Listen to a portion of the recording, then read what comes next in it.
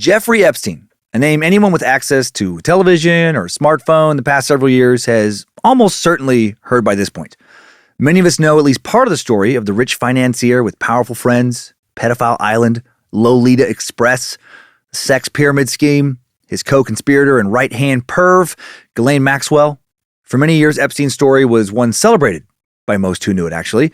He appeared to be such a great example of the embodiment of the traditional American dream, an incredible rags to riches story. Came from a working-class background, son of a groundskeeper and teacher's aide, and he worked his way into being a multi-millionaire, if not a billionaire. He even did it without ever obtaining a college degree. For years, it seemed like he did it through nothing but ingenuity, some God-given talent, and a lot of hard work. Now we realize that manipulation, maybe even some blackmail, likely had a lot to do with it, that maybe a genuine and total lack of morality was his greatest talent. Epstein was a guy who lied about his resume to get the jobs that led to all his riches, ended up rubbing elbows with some of the world's most powerful, wealthy, and influential people, son of a guy who worked for the New York City Department of Parks and Rec, pulling weeds and planting flowers, ended up owning the largest private residence in all of Manhattan. Impressive. He ended up with more money than he knew what to do with, and he was seemingly always surrounded by beautiful women, but they were almost always very young women. And behind closed doors that his co-conspirator, Ghislaine Maxwell, often found herself behind as well, he was surrounded by the youngest girls. Girls as young as 14, if not younger. What is not a conspiracy today is that Jeffrey Epstein was a sexual predator. It seems he sexually abused and raped, I would have to imagine, hundreds of women over the course of the decades he was active, quite possibly well over 1,000. While we'll never know the true number, the fact that he did victimize young women, that is not up for debate. That is fact. What is up for debate, at least in the court of public opinion, is how he died and who he was connected to when he died. The official story is that Epstein committed suicide inside his jail cell while awaiting trial for charges that would have almost certainly put him in prison for the rest of his life. No more riches, just rags for the last of his days. Within hours of the announcement that he was dead, conspiracy theories started to populate the internet. Theories I was certainly open to from the very beginning. It just felt like he was about to spill the beans and give up some names, some big, juicy names. Felt like he was about to implicate some powerful politicians, perhaps one former president, also an active one, in addition to other notable politicians, British royalty, some very wealthy CEOs, maybe some celebrities as well. But then he was dead. How convenient. Everyone from regular Americans, celebrities, to politicians expressed their belief that Epstein was murdered by some of his powerful former friends. Perhaps knowing that he wasn't going to get another sweetheart deal like he got the first time he was arrested for sex crimes in Florida, he was finally going to share everything he knew to, at the very least, take his co-conspirators down with him. Misery certainly does often enjoy company. Maybe he thought if the names were big enough, he might not have to die in prison. We'll likely never know for sure what he was going to do, what he was thinking at the end, because we certainly can't ask him now. But it's fun to lay out a lot of evidence we do have and speculate. Today we're going to discuss Epstein's mysterious life, his circle of powerful friends, his crimes against women and children, and share some of his victims' stories about their experiences. And then next week, we'll discuss and break down the most popular conspiracy theories about Epstein's death in a, maybe not the Illuminati, but it sure feels like something really shady went down involving a group of global elites in the second of this two-part edition of Timesuck. This is Michael McDonald, and you're listening to Timesuck. You're listening to Timesuck.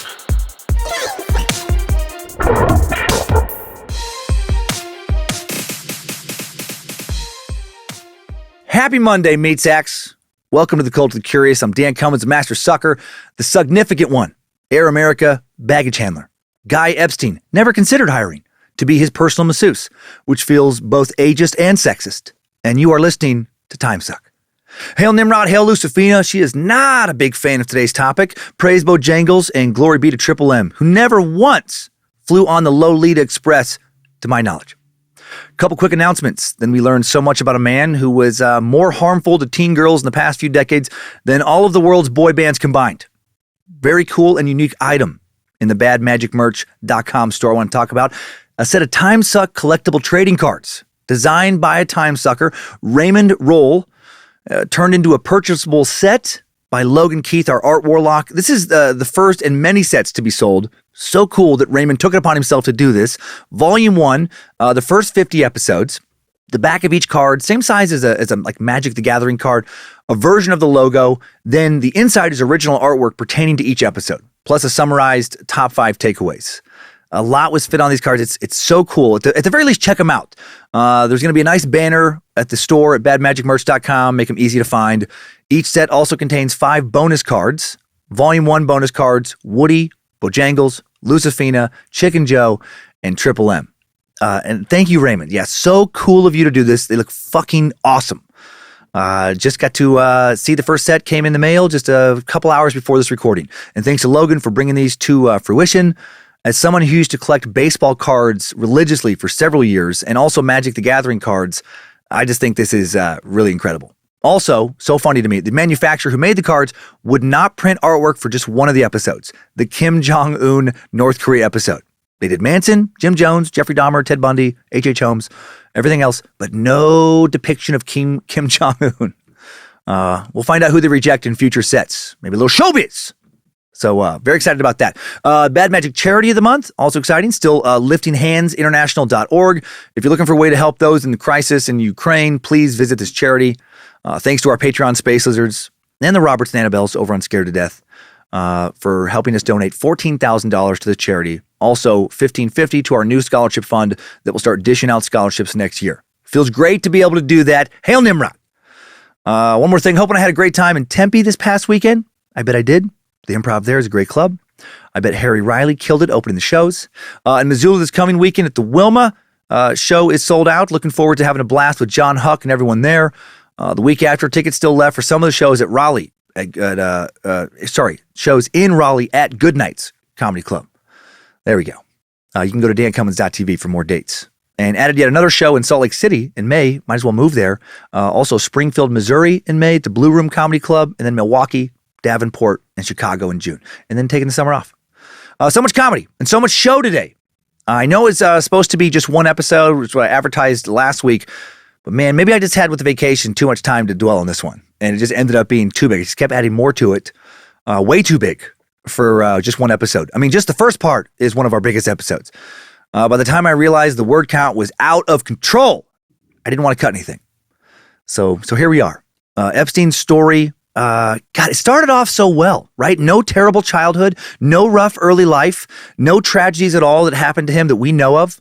Started off seemingly as a normal dude growing up in a loving family, blue-collar guy born with zero connections, absolutely no wealth or privilege, breaks into New York's top socialite circles, right? New York City's closest thing we have in this country to royalty, makes it about as much as you can make it in the Big Apple. Supposedly the hardest place to make it in all of America. You know, you'll end up with not just the largest private residence in all of Manhattan, but also with not one, but 2 fucking islands in the Caribbean, and a 7,500-acre ranch/compound in New Mexico, and a mansion in Palm Beach, right? So much more. Donated millions and millions of dollars to incredible causes, funded a lot of amazing scientific research. Take out what this fucking creep did to women and girls, and his story seems at quick glance to be incredibly inspiring. It's a dream that drives many to push themselves and innovate and create in America. A dream that has led to countless tech, industrial, and medical breakthroughs. Right? A reminder that you can be born materialistically, at least, with almost nothing, and in a short time, relatively, you can end up with it all. But because of what else he did and how he did it, his story is disgusting and deplorable. He amassed great wealth and power, then used it to abuse and bully so many powerless women and girls, right? Who had no wealth, no connections. He was a fucking predator, a sexual predator, not that different from many of the serial killers we've discussed so frequently here on Timesuck.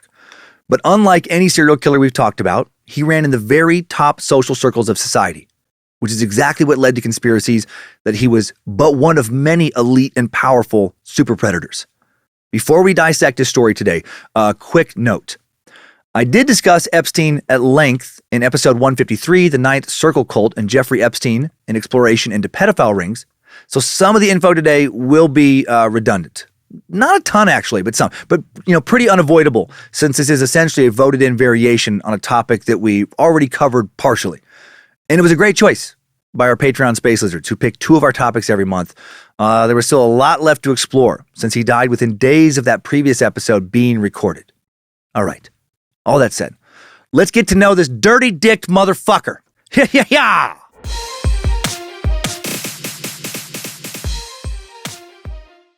Jeffrey Epstein, a New York financier who publicly dated women like Eva Anderson Dubin, the doctor who founded the Dubin Breast Center at the Tisch Cancer Institute at Mount Sinai Hospital in New York City. Eva, a former supermodel who won Miss Sweden in 1980, took fourth that year in the Miss Universe contest. A woman currently married to a billionaire hedge fund manager, a woman who seems extremely intelligent, beautiful, cultured, someone who remained friendly with Epstein after his Florida arrest and sex offender designation. So is she a creep too? Or was this guy just that charming and manipulative? I think the latter. And of course, he dated Ghislaine Maxwell, a British socialite we'll get to know a little better later, daughter of deceased wealthy publisher Robert Maxwell. Robert was a Jewish man who escaped Nazi persecution in what was then Czechoslovakia, what is now Ukraine, made it to Britain, then joined the army, became a decorated veteran fighting the Nazis that made him flee. Robert Maxwell, another rags to riches incredible story, right? Initially, went on to become one of the wealthiest men in the world for a time, a one-time direct publishing rival of media titans like Rupert Murdoch. He was a member of Britain's parliament. And his story, like Epstein's, right, ended in tragedy. He died under somewhat suspicious circumstances after being suspected of being a spy. There were all kinds of allegations regarding how much of the business he conducted was supposedly definitely not on the up and up. He reportedly bugged the offices of various employees. After he died, it was discovered that he'd stolen hundreds of millions of pounds from his own company's pension funds. Just a wee bit shitty. Was Epstein later inspired to bug his own residences by what Ghislaine's dad had done? Instead of spying on his own employees, did he maybe bug residences in order to gather evidence he could use to blackmail some powerful people doing the same shady shit he was? That's one of the rumors. That's part of the Epstein mystery. And Epstein was a mystery. He was a bit of a mystery to almost everyone who knew him. Rosa Monckton, former CEO of Tiffany, told Vanity Fair in 2003, "You think you know him, and then you peel off another ring of the onion skin, and there's something else extraordinary underneath. He never reveals his hand. He's a classic iceberg. What you see is not what you get." I don't think she realized how true that statement was when she said it. Beneath the tip of the iceberg was at least one ongoing, very dark and disturbing secret. Epstein was a huge fan of Sugar Ray. He was actually in their fan club for several years, and he flew Mark McGrath around in his Lolita Express numerous times. He co-wrote Every Morning. Every morning. Sorry, no, that was not true, and an unnecessary low blow. Mark actually seems like a great dude, and I do like some of their songs. No, Epstein exploited and abused girls in Manhattan, Palm Beach, his island in the U.S. Virgin Islands, and in God knows how many other locations in the U.S. and abroad. According to investigators, he paid cash to recruit a vast network of underage victims. In 2008, Epstein was arrested and charged for soliciting a minor for prostitution in Florida. Served only 13 months of an 18-month prison sentence and registered as a sex offender. And then he got right back to his lavish lifestyle for the next decade. That lifestyle would finally come to an end in July of 2019 when he was arrested on federal charges of sex trafficking minors. While awaiting trial, he was found dead in his jail cell August 10th of that year. A medical examiner determined his death was a suicide, but Epstein's family and millions of people online professed that he was murdered. And it did look pretty damn suspicious, especially when combined with how mysterious Epstein was. He kept his business operations and personal life as private as possible. He rarely attended public events, used a fake name in the phone book, refused to eat at almost any restaurant where someone could just, walk in on him. He took tremendous care to control the environment around him and to operate in the shadows. He revealed few details about his life or his business to anyone. When his case went public, it was shocking to see who this private background player associated with. President Trump, former President Clinton, Prince Andrew, many more powerful people. People like myself suspected that he was going to testify and reveal who did what. We worried that he would be murdered because it seemed like so many people must have really wanted him dead, and then he turned up dead. When news came out that Epstein was killed, when he killed himself, the hashtags Epstein murder, Clinton body count, and Trump body count all trended hard on social media. It wasn't just regular people spreading conspiracy theories, it was politicians and celebrities as well.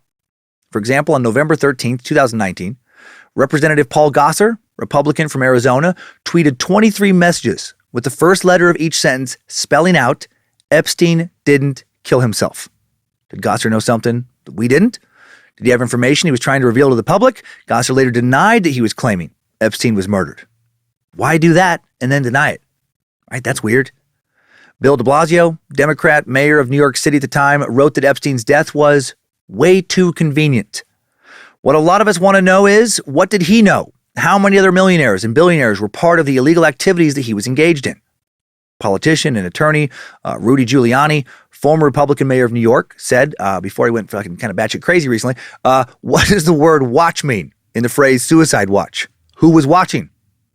It's a fucking great point. Who was watching? No one, apparently. Or someone that we're just not being told about. Actress Deborah Messing, there we go, native New Yorker, famous primarily for playing Grace on Will and Grace, responded to Trump once saying in 2016 that he could probably shoot someone in the middle of Fifth Avenue and not lose any voters. Well, she tweeted he finally killed someone on Fifth Avenue. It's pretty funny. Actress Patricia Arquette tweeted, Bill Barr's Department of Justice took him off suicide watch. The same Barr who works for Trump, that same Barr who has had to recuse in Epstein's case in Florida, the same Barr who refuses to recuse himself in New York and whose father hired Epstein even though he was unqualified to teach kids. And she's making a lot of leaps there that actually don't make sense when you dig into it. But again, there's a lot of speculation, a lot of people wondering, why was Epstein taken off suicide watch? Why was his cellmate transferred, out hours before his death? Why did the guards fail to do their normal checks for someone who had already tried to kill himself previously? Well, that's the kind of stuff we're going to look into today. First, we're going to march down a timeline of Jeffrey Epstein's life and crimes, share some of his victim stories, then look at his suspicious death and subsequent investigation. And then next week in part 2, right, we're going to head to Conspiracyville, right? All aboard, put on your tinfoil hats. This time it might be real. Take a little gander at how credible the he was murdered theories actually seem to be. I was fascinated by all of this. Time now for that timeline. Strap on those boots, soldier. We're marching down a Timesuck timeline.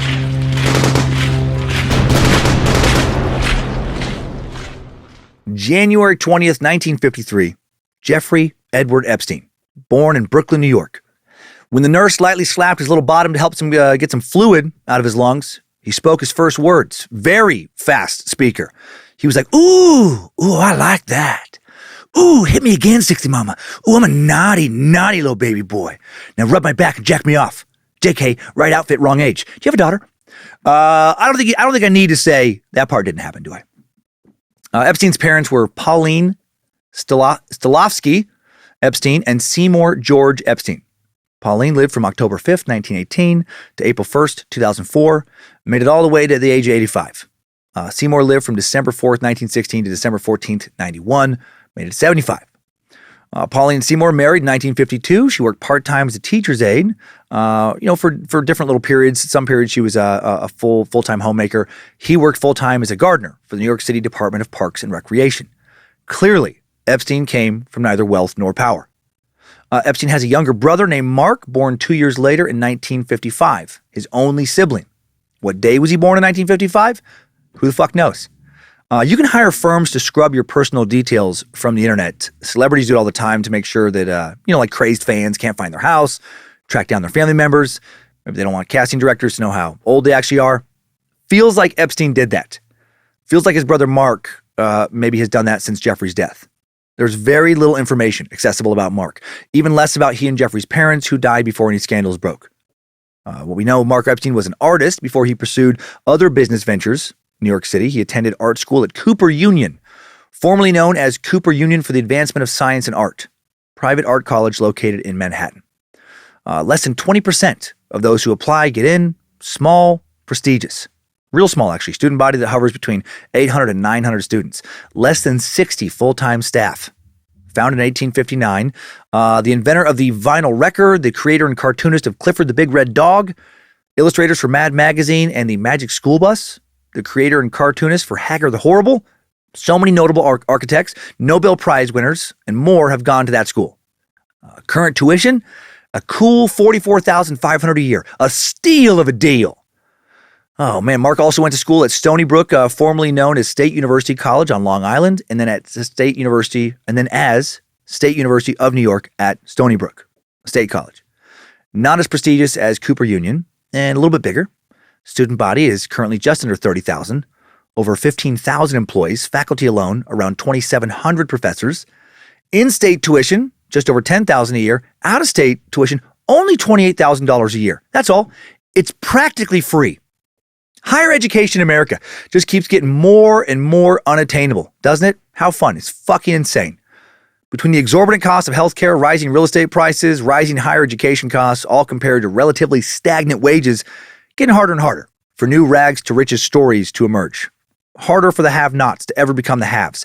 Check this shit out. Indulge me in this sidebar for a moment. When I went to Gonzaga in 1995, I graduated in 1999. I'm very old. Tuition was only $13,000 a year. Currently, it's $49,800. God damn. It is more than tripled, almost quadrupled in just 25 years. Currently costs more than Cooper Union. And you get to live in Spokane, Washington instead of Manhattan. Not trying to shit on Spokane here, but not quite the tourist destination or cultural landmark that New York City is.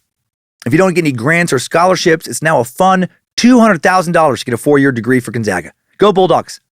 No wonder campus keeps getting nicer and nicer. Professors and coaches, they got to be loving this shit. Getting nice salaries. Those Jesuit priests, living on mostly caviar at this point. What the fuck? And that amount doesn't count books, housing, food, over $1,000 a year, and random bullshit fees.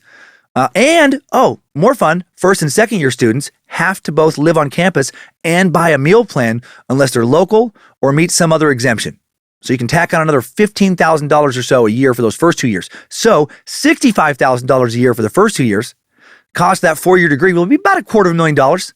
Once you also factor in the cost of, inevitable tuition and fee hikes that'll hit you before you graduate.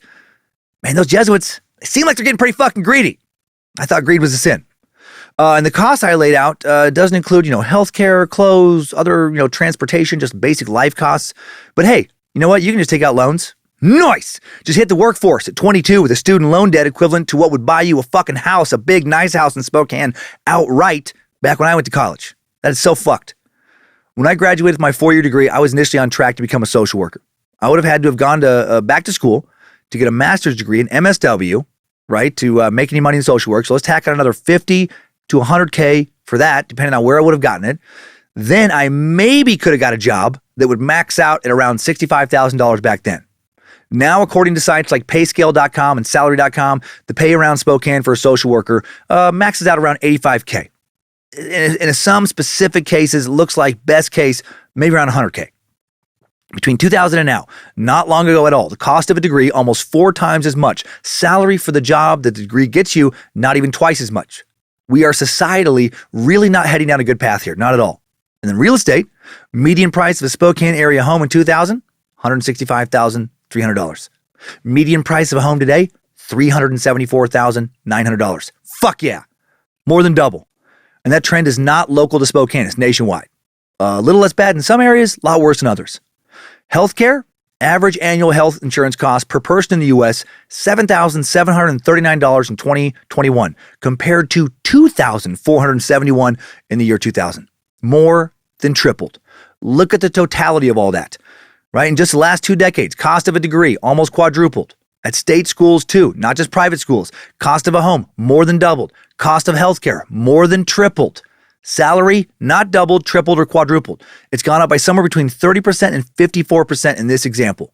Right there, that is why so many Americans complain about the death of the middle class. The complaint is very legitimate. It's one of the main reasons I think that there is so much anger and frustration and disillusionment in society today. Wages not even coming close to keeping up with the cost of living. Right? And inflation on the rise right now, that's a recipe for impending economic disaster. A lot of people complain about the problems of homelessness and hard drug abuse, meth and heroin in particular. Things have visibly gotten a lot worse in the past few years. With the numbers I just laid out, that trend will only continue. And I think it'll accelerate. I think we haven't seen anything yet. Shit's going to look pretty fucking dystopian in a lot of places if this problem isn't fixed real quick. I just bet more Americans would bitch a whole lot less about politics and crazy conspiracies if they felt like they had more control over their lives, if they felt like they could buy a home, send their kids to college, feel confident they could actually fucking retire someday, as opposed to working until they drop dead, not worry about medical debt financially ruining them since they can't afford health insurance. Help us, Nimrod.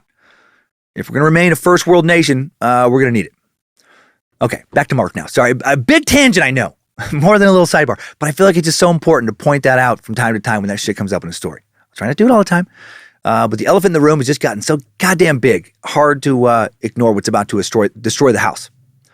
Okay, childhood neighbors of the Epsteins, according to a Business Insider article, have only good things to say about the Epstein they still call Puggy. So that'd be Mark. He had a knack for business. It started out as an artistic venture around his time at Cooper Union. Puggy. I wonder if Jeffrey's nickname was Tuggy. Puggy and Rubbin' Tuggy, maybe. Puggy was apparently business savvy, like his brother, once ran a silk screening t-shirt business. Former neighbors told the Daily Beast that Mark once ran a t-shirt business that was one of the most versatile silk screening printing companies in New York. The spirit of entrepreneurship instilled in both Epstein boys. Hopefully the spirit of teen raping, only instilled in one of them. 1984, Mark was the head of Atelier Enterprises, a charter and leasing company. He then began investing in New York real estate. He formed a modeling agency in December 2005, but according to Business Insider, the agency does not appear to have ever signed a single model. And that is, in light of what went on with Jeffrey, fucking creepy. Fake modeling agency? 100% speculating here, but was that a way for Mark to approach ladies, maybe teen ladies, maybe under false pretenses that he could turn them into some kind of big-time modeling star if they just were cool? Just do what I want. I don't know. His brother would run that exact scam. How many times did Mark take the Lolita Express to Pedophile Island? Did he and his brother head down to fucking high five while forming some kind of Epstein Eiffel Tower? Mark doesn't show up on any flight logs, but do we really trust the flight logs of, coming from someone like Epstein? I don't. Mark semi-retired at the age of 39 and has since donated hundreds of thousands of dollars to charities. In 2009, he donated $500,000 to Cooper Union. Same year, he was named chairman of the board of trustees there. Mark also on the board of directors of the Humpty Dumpty Institute, which worked with the UN to rebuild developing nations. Mark also owns Asa Properties, a real estate company. An intern said that company was run by Anthony Barrett, asset manager for J. Epstein & Co. Mark denied connections between his business and his brother's after his brother's arrest, but Barrett confirmed to the Wall Street Journal that the businesses were in fact very financially connected behind the scenes. Asa Properties also has a majority stake in a Manhattan apartment used by Epstein, Jeffrey, to house girlfriends and other important people. Outside of whether or not Mark was connected to his brother in any kind of perverse or criminal way, how the fuck did both of those guys come from nothing and then achieve so much? Did Mark get any business seed money from Jeff? I have to think he did. Did Jeff get his money mostly by manipulating and blackmailing Lex Wexner, the guy who founded the limited clothing stores, then expanded to own Victoria's Secret, Abercrombie Fitch, Express, Bath and Body Works, and more? We'll dig into that interesting relationship a bit later, but I think so. Partially, at least. I find it odd that Epstein's brother also came from, nothing to accumulate so much wealth. Two brothers can obviously do that and not be connected to one another or anything nefarious, but I don't know. Are Mark's hands really clean? Jeffrey and Mark both grew up in Seagate. Pretty interesting neighborhood in Brooklyn I didn't know about before this suck. At the end of Coney Island, described as a gated working class community. The neighborhood was once known as Norton's Point. Norton was the name of a guy who owned a casino where a lighthouse on Coney Island now stands. Back in the mid-1800s, this area was where you went to play some poker. And then in the 1890s, the Vanderbilts, Morgans, Dodges, other influential, wealthy New York families built the area into Seagate, complete with the Atlantic Yacht Club and numerous private beaches. Beaches are only for residents and their guests. The whole neighborhood is basically a big gated homeowners association. Behind the gate of Seagate, residents pay for private security, sewer, beach, lifeguards, street lights, street cleaning. There's 2 parks as well. Since the 1930s, the neighborhood has been predominantly Jewish. Epstein's a Jewish family. I wonder how much Epstein being Jewish factored into conspiracies that surround him, right? How much did race affect he was clearly part of the Illuminati debate. No race is tossed into Western conspiracy lore more often than the Jewish race. I got sucked into exploring Seagate, that neighborhood a bit on Google. Looks like an awesome little place to live. Home prices, not that much different than here in Coeur d'Alene, actually. The Epstein family lived a middle-class lifestyle. In a small second-floor apartment on Maple Avenue there, Epstein attended public school, 188 in Brooklyn, and Mark Twain Junior High School, a.k.a. Mark Twain for the Gifted and Talented in Brooklyn. It's public, but a school you have to test into. He was a very intelligent child who learned to play the piano at the age of 5. He would test out of and skip 2 grades and graduate from Lafayette High School, also in Brooklyn, at the age of 16. The neighborhood of Seagate doesn't have any private schools. Any public schools or private. I can only imagine how proud his parents were. Epstein later said that his parents viewed education as the way out. Sounds like Seagate was a pretty nice place to be, though. 1969, Jeffrey Epstein graduated from Lafayette High School, as I mentioned, in Brooklyn, when he was just 16. If he got in any trouble, especially with girls those first 16 years, we don't know about it. Epstein then went on to take some physics classes at Cooper Union. right? The place his brother went to from 1969 to 1971. Next, he studied mathematical physiology of the heart, very specific, mathematical physiology of the heart at New York University, NYU, in the early 70s, specifically their Courant Institute of Mathematical Sciences. But for reasons that are never explained, he did not graduate from NYU or from Cooper Union. That mathematical physiology of the heart business, that was some cutting edge shit in the early 70s. It's still pretty cutting edge. Here's a description of some recent research on this very specific topic that explains it pretty well. Biomedical research has enjoyed an eruption of reductionism, where organs are reduced to tissues, cells, and molecules. Although reductionism is a powerful approach to provide the components of the system, integration of the components and their interactions are ultimately necessary to reveal organ function and phenotype. Biological integration is inherently complex that requires gluing, quote unquote, of numerous components of the system with many interacting variables. Physics-based mathematical modeling is well tailored for the task when the number of variables is so great that it eludes intuition. The past several decades have enjoyed enormous advancements in mathematical modeling as computational capabilities have advanced substantially, and experimental databases to inform and calibrate the computational models have become available to reduce ad hoc assumptions. Basically, if we can reduce anatomy, or in this case specifically anatomy of the heart, down to the molecular level, if we can map out the tissue really exactly and then predict how cells repair themselves, interact with each other, how new cells are formed, at what rate, under what conditions, etc., using mathematical formulas powered by computers, we can greatly advance healthcare. This kind of thing is an important part of our species' evolution into transhumanism. Come up with a formula for cellular or even DNA repair, build nanobots to do the actual repairing, infuse them into the bloodstream, quality of life, longevity, greatly extended. Building on that research, you could theoretically, mathematically 3D print, for lack of a better term, new organs, new body, real-life Westworld shit. Transhumanism, by the way, the belief that people can and should artificially enhance the human body using modern technology. Some cyborg shit. Transhumanists herald genetic engineering and artificial intelligence as promising ways to improve human performance. They advocate essentially for the use of technology, including nanomedicine, robotics, brain-computer integration, and more that alters typical human physiology in order to better our body and brain. I love it. Better living through modern chemistry, better living through modern technology. If we can dramatically improve the quality of human life through tech, let's fucking go! Ashes to ashes could become ashes to microprocessors, hard drives, and 3D printed meat sacks. Wild shit, and I'm all for it. Epstein, big fan. Epstein spoke of transhumanism often. He would often donate to transhumanist research. So what did he do for work around this time while he was going to school, taking some classes, but not getting a degree? Not sure. He might not have worked. Might have still lived at home. So much mystery, again, with Epstein, especially in his early life. Summer of 1974, when he's 21, Epstein is hired now to teach calculus and physics at the Dalton School, a prep school in the Upper East Side of Manhattan. Prestigious private co-ed prep school founded in 1919. And you can send your kid to kindergarten here for just under $60,000 a year. Ha! 60 fucking K for crayons and juice boxes. Tuition for any grade, K through 12, for the 2022-2023 school year is $57,970, not including some fees. And they just don't take any student. You have to apply to have your kindergartner get in. There's a waiting list. That little fucker better color inside the lines real good. Better be able to create a coloring book from scratch. Maybe make his or her own crayons as well. Better be able to spell out the alphabet backwards, sing nursery rhymes in multiple languages.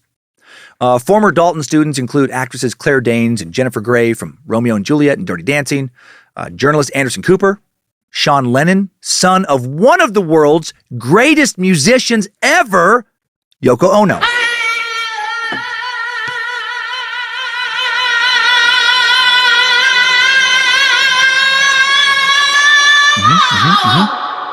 Not done.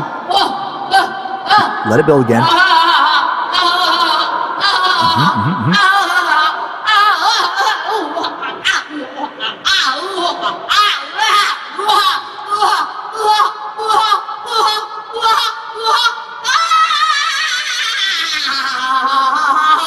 That is fucking talent right there. That's what it sounds like. That's what pure, unadulterated talent feels like. So frustrating that John Lennon overshadowed her immense musical gifts. There's a fine line between insanity and genius, and Yoko Ono doesn't know where that fucking line is. She's never seen it or touched it. She lives firmly on the insane side, I think. Why literally anyone has ever paid any serious attention to Yoko Ono as a legit musical artist since Lennon died is something I will truly never understand. Tony Blinken, our current Secretary of State, also went to Dalton. Tons of judges, actors, musicians, artists, other notable people. So big deal school. And this school doesn't take just any teacher either. But Epstein, able to bullshit his way in. At the age of 21, the financial savant pretended to have a degree, forged signatures, faked references, faked documents, and it worked. That takes some serious con artist skill. I wonder, did he want to teach there to have access to the girls going to the school there or to their rich and powerful parents? I actually think at this point it was access to their parents. I don't think those are the kind of girls he would have tried to do anything shady to, right? It wasn't part of his MO. Wouldn't have been strategic. He later went after poor kids, not the kids of the people he's trying to use to make money directly from. I'd have to guess Dalton was part of a get-rich-quick plan that Epstein had way back then. The school was just a stepping stone to more lucrative opportunities. And I mean, what a great way to meet Wall Street heavy hitters and other wealthy Manhattan power players by becoming their kid's star teacher. How was your day, kiddo? Oh, so good, Dad. I'm really good at math now. I have an A in calculus. Oh, my new teacher, Mr. Epstein, he's so cool. Show the parents what a math whiz you are. Then when you meet them, drop some economic know-how into the conversation. What an ideal way to break into the inner circle of Manhattan's elite power players. Getting their kids talking about you, how cool, how smart you are, right? Then making a good first impression, with the parents when you actually meet them face to face. And he would do that. The school itself, though, didn't seem to think Epstein was too cool and smart for very long. 2 years after being hired, 1976, Epstein is fired from the Dalton School due to, quote, poor performance. And he did not give a shit because he'd already found something better. Before he was fired, he was able to connect with a very important parent, Alan Greenberg, chairman of the executive committee of a tiny little company called Bear Stearns, Wall Street investment bank, if you're into that sort of thing. The 2008 real estate crisis would later take Bear Stearns down with it, and it'll be bought out by JP Morgan Chase for $10 a share after a pre-crisis 52-week high of $133.20 per share. But before that, it was a big fucking deal to work there. From 2005 to 2007, Bear Stearns was recognized as the most admired securities firm in Fortune magazine's America's Most Admired Company survey. Big-time stockbrokers, so much more. Wealth management experts. Back in 2006, they held corporate assets of over $350 billion. This was a wealth-building company that turned millionaires into billionaires. And the CEO, Alan Greenberg, allegedly told Epstein, "What are you doing teaching math to Dalton? You should be working on Wall Street. Why don't you give my friend Ace Greenberg a call?" And then Alan Greenberg put him in touch with that senior partner for an interview. Oh, Alan and Ace. I love how close the name Ace Greenberg is to Alan Greenberg. Makes me picture the alter ego of the same guy. Right? Like Alan's crazy, likes to sometimes pretend he's Ace just for fun. Alan's bald, runs a company. Alan is happily married, always has the same breakfast at precisely 5 a.m. Oatmeal, 1 poached egg, small glass of fresh squeezed orange juice, cup of coffee, black. Alan always calls his mom on her birthday. But Ace, Ace is a fucking wild card. Ace has a corner office, but no title. Ace looks a lot like Alan, but he has a toupee and a calendar in his office of women in G-string bikinis. Doesn't have a wedding ring. Ace will eat Eggos and fucking Spam for breakfast. He doesn't give a fuck. Ace will drop a pencil on purpose to try and look up an assistant's skirt. Ace doesn't even know when his mom's birthday is. I picture Epstein meeting with Ace and being like, Alan? And then Alan's like, points at the name plaque on his desk. Name's Ace. Totally different Greenberg. Definitely not Alan, who I do understand I bear a passing resemblance to, but Alan is a fucking nerd. Not Ace. Want to do some blow in the bathroom? Want to wonder what color pubic hair all the ladies in the office have? High five. Come on, buddy. I'm done now. I just need to get that out of my head. Thank you for that. Epstein's acuity with numbers earns him his assistant job at Bear Stearns in 1976. Ace hires him. Ace said Jeffrey had exactly what he wanted in an employee. He had the PSDs, poor, smart, deep desire to be rich. Fuck yeah. That sounds like some Wolf of Wall Street shit right there. My fucking warriors who will not hang up the phone until their client either buys or fucking dies!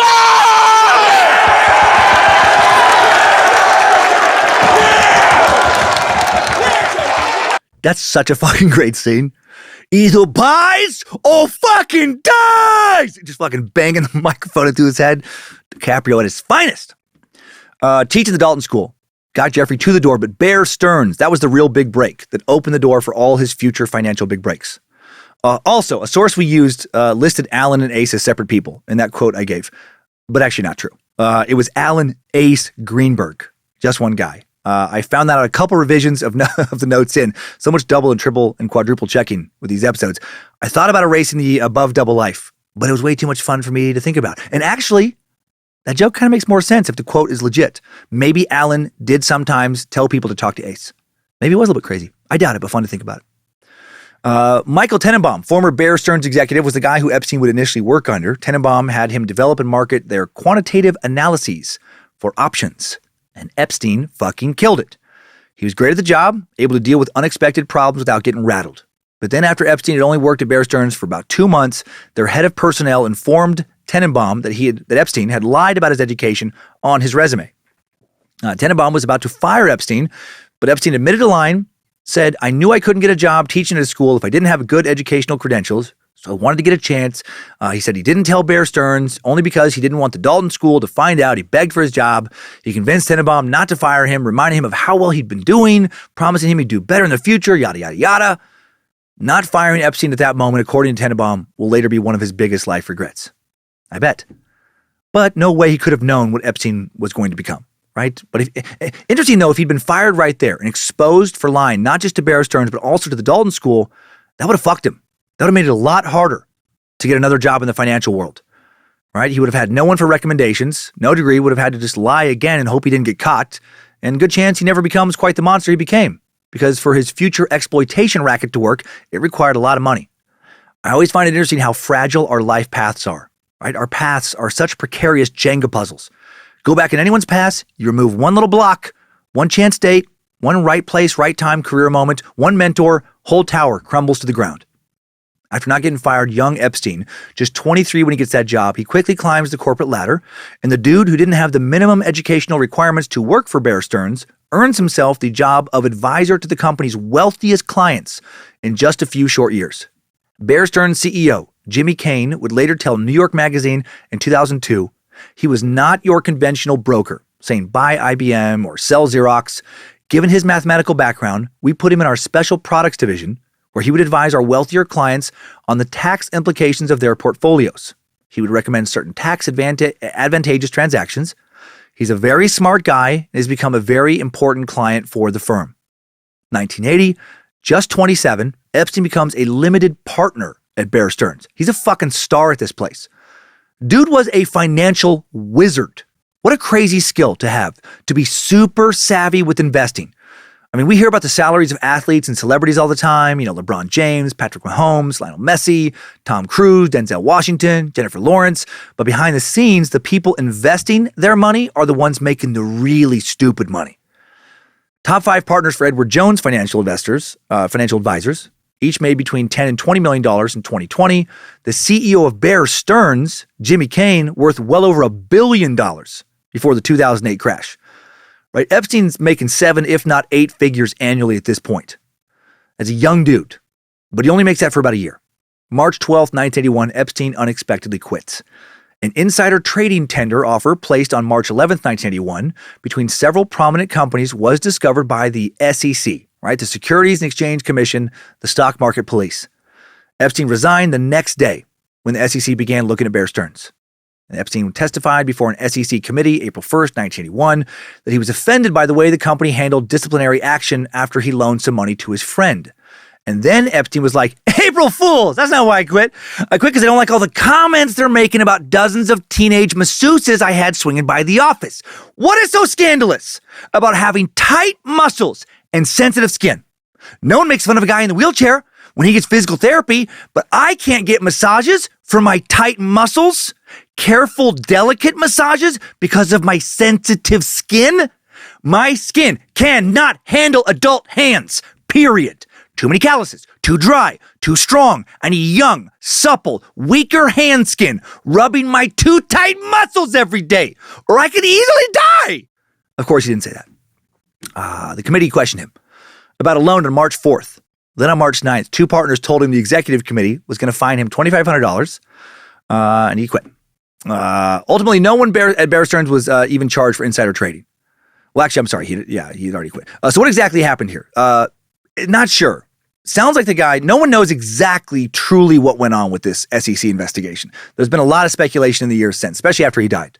It sounds like the guy who lied about his resume, who later did so much shady shit, did some shady shit here, got caught, then, made up a story, another lie about why he quit.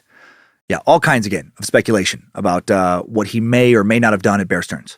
Leaving Bear Stearns did not hurt Jeff's career. He quickly established his own financial consulting firm called Soft Girl Hands and Tight Man Muscles Incorporated.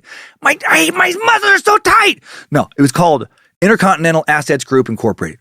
And here's where shit starts to get really weird with his backstory. Epstein reportedly helped clients that are never named recover embezzled or stolen money. He said he assisted clients in recovering stolen money from fraudulent brokers and lawyers. Epstein described his work at the time as being basically a high-level bounty hunter. He also began telling friends and colleagues that he was an intelligence agent who even recovered lost or stolen money for the U.S. government. He was Dog the Bounty Hacker's assistant. No, this has never been proven, and the government denies he worked for them. But did he? Is it just classified? Is this when he maybe became some very important government asset, important enough for people in power to look the other way when he did shady shit with underage girls? Totally speculating here, but later free passes he will keep getting makes this feel possible, if not probable, to me. Shit like this will add a lot of intrigue later for conspiracy theorists. By 1982, the following year, Epstein is supposedly done with his mysterious IAG company, and now Epstein establishes what was called the Little Lady Fingers Rubbing Harry Manskin Corporation. Kidding again, of course. No, now he establishes J. Epstein and Company, later renamed Financial Trust Company. And this is the company that will put him on the world stage. Epstein became a financial manager for billionaires only. According to a Vanity Fair interview, he said, "I was the only person crazy enough or arrogant enough or misplaced enough to make my limit $1 billion or more. Very few people need any more money when they have $1 billion. The key is to not have it do more harm than anything else. You don't want to lose your money." Epstein told a colleague, "I want people to understand the power, the responsibility, and the burden of their money." Epstein had a few rules. He charged a flat fee, it's never disclosed exactly what that was, took total control of his client's money, which is insane to me, and assumed power of attorney to do anything he thought was necessary to advance his client's future, which is more insane to me. That's fucking crazy. This guy wasn't just good with numbers. He was clearly good with people too, real good. That he could talk people with so much money into putting him that in charge of their financial future, pretty damn impressive. Epstein claimed that he worked for multiple billionaires, but he may have only worked for one. And one might have been enough. One might have been all he would need to build up a massive amount of wealth for himself. In 1987, Epstein, just 34 years old now, begins working with Les Wexner, CEO of L Brands, which includes companies like Victoria's Secret, Express, right? Bath and Body Works. I mentioned Lex earlier. This guy had lots of money and access to Victoria's Secret models, so right up Epstein's alley. Wexner, 50 years old at the time, estimated to be worth more than $2.5 billion, and Wexner gave Epstein full fucking control, full management of his vast personal fortune. From the very beginning, people thought this relationship was very strange. Why would Wexner trust Epstein with all his money when he wasn't a prominent figure in the financial world at that time? When he didn't need to invest all his money like that way? Many will later suspect that Wexner was the true source of much of Epstein's wealth, where it all really began. And of course, they will wonder, what kind of dirt did Epstein have on Wexner to pull that shit off? I wonder about that. Epstein claimed he met Wexner in 1986. He would get annoyed when anyone said Wexner made him, but he did acknowledge that they had a special partnership.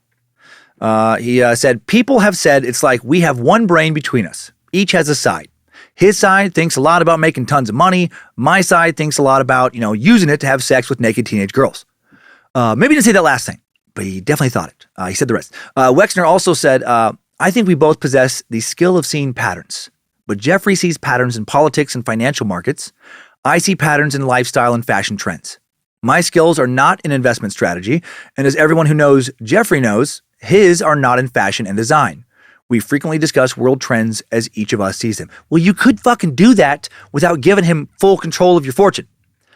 Through his connections with Wexner, Epstein served on various councils and commissions: the Trilateral Commission, the Council on Foreign Relations, and the Institute of International Education. He's a true power player now, And now he is connected to more conspiracy lore, right? The trilateralists. They have been a favorite subject for Illuminati-type conspiracies for decades. I remember hearing about them in high school. Check out an excerpt from a Washington Post article published 30 years ago on April 25th, 1992, titled, "Beware the Trilateral Commission." Behind closed doors, of course. They are meeting this weekend in Libsyn. Some call them the shadow government, the establishment, the global elite that runs the world. They call themselves simply the Trilateral Commission. Chills run up the spine.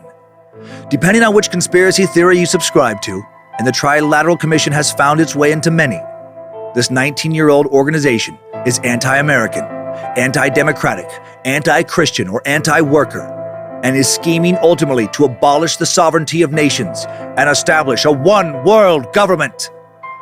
According to Lyndon LaRouche, fringe political candidate and convicted tax cheat, the Trilateral Commission is behind the international drug trade. A writer affiliated with the far-right Liberty Lobby says the commission is forever plotting to raise taxes on Americans, siphoning the money overseas. Evangelist Pat Robertson believes it is somehow linked to Freemasonry and the occult, that it springs from the depth of something that is evil.